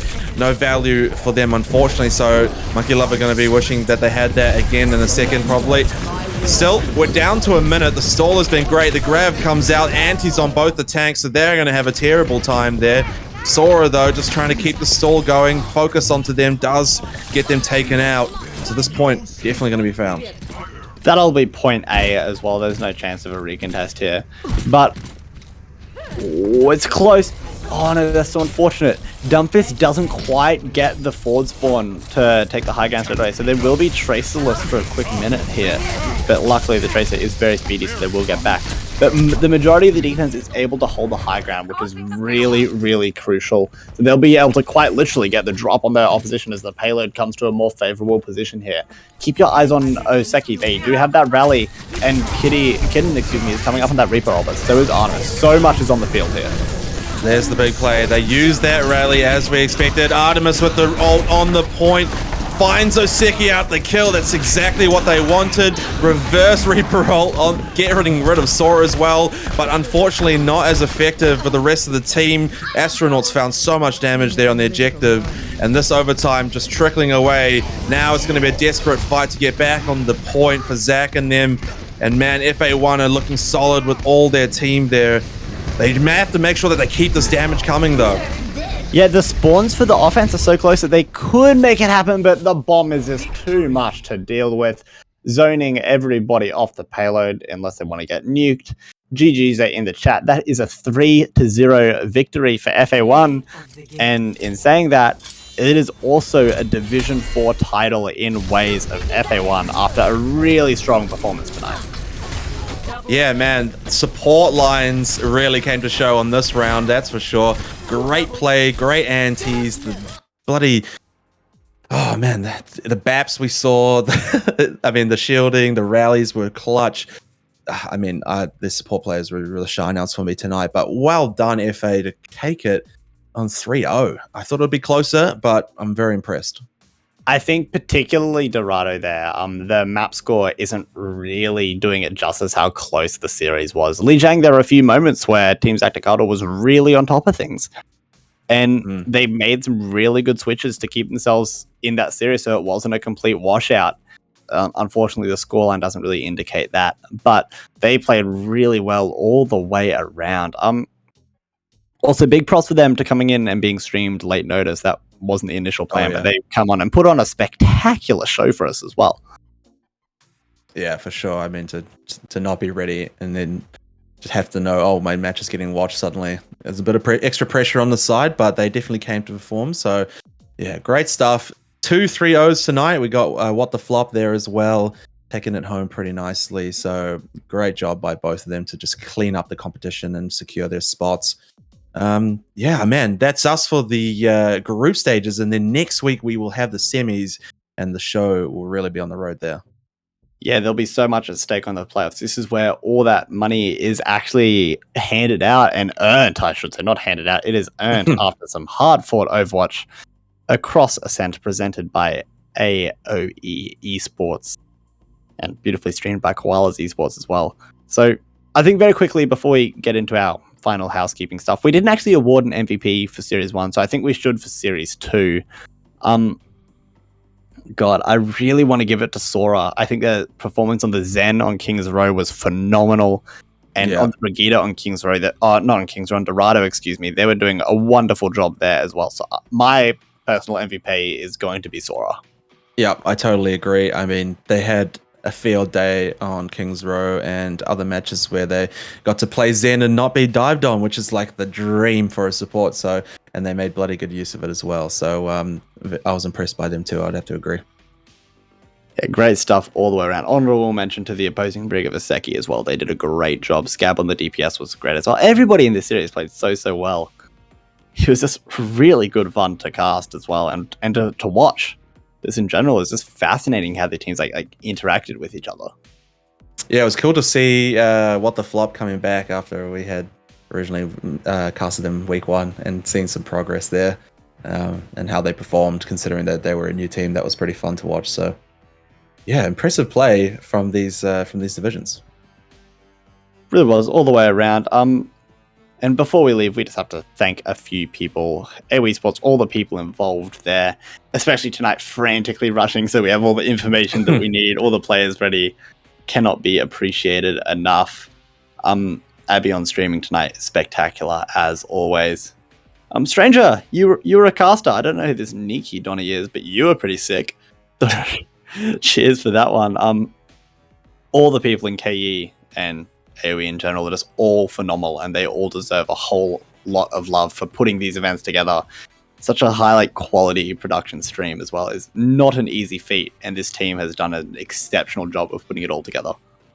And extra thanks to our Patreons as well for making sure that we can have cool events like this with prize money, which really drives up the competition and creates cool environments like this. So appreciate all of you that get involved in that part as well. Yeah, for sure. In saying that, I don't think there is much else to say on our end, Stranger. I've been Nikki. With me has been Stranger. This has been ASCENT Season 5, Week 5, and we will see you in the next coming week for playoffs.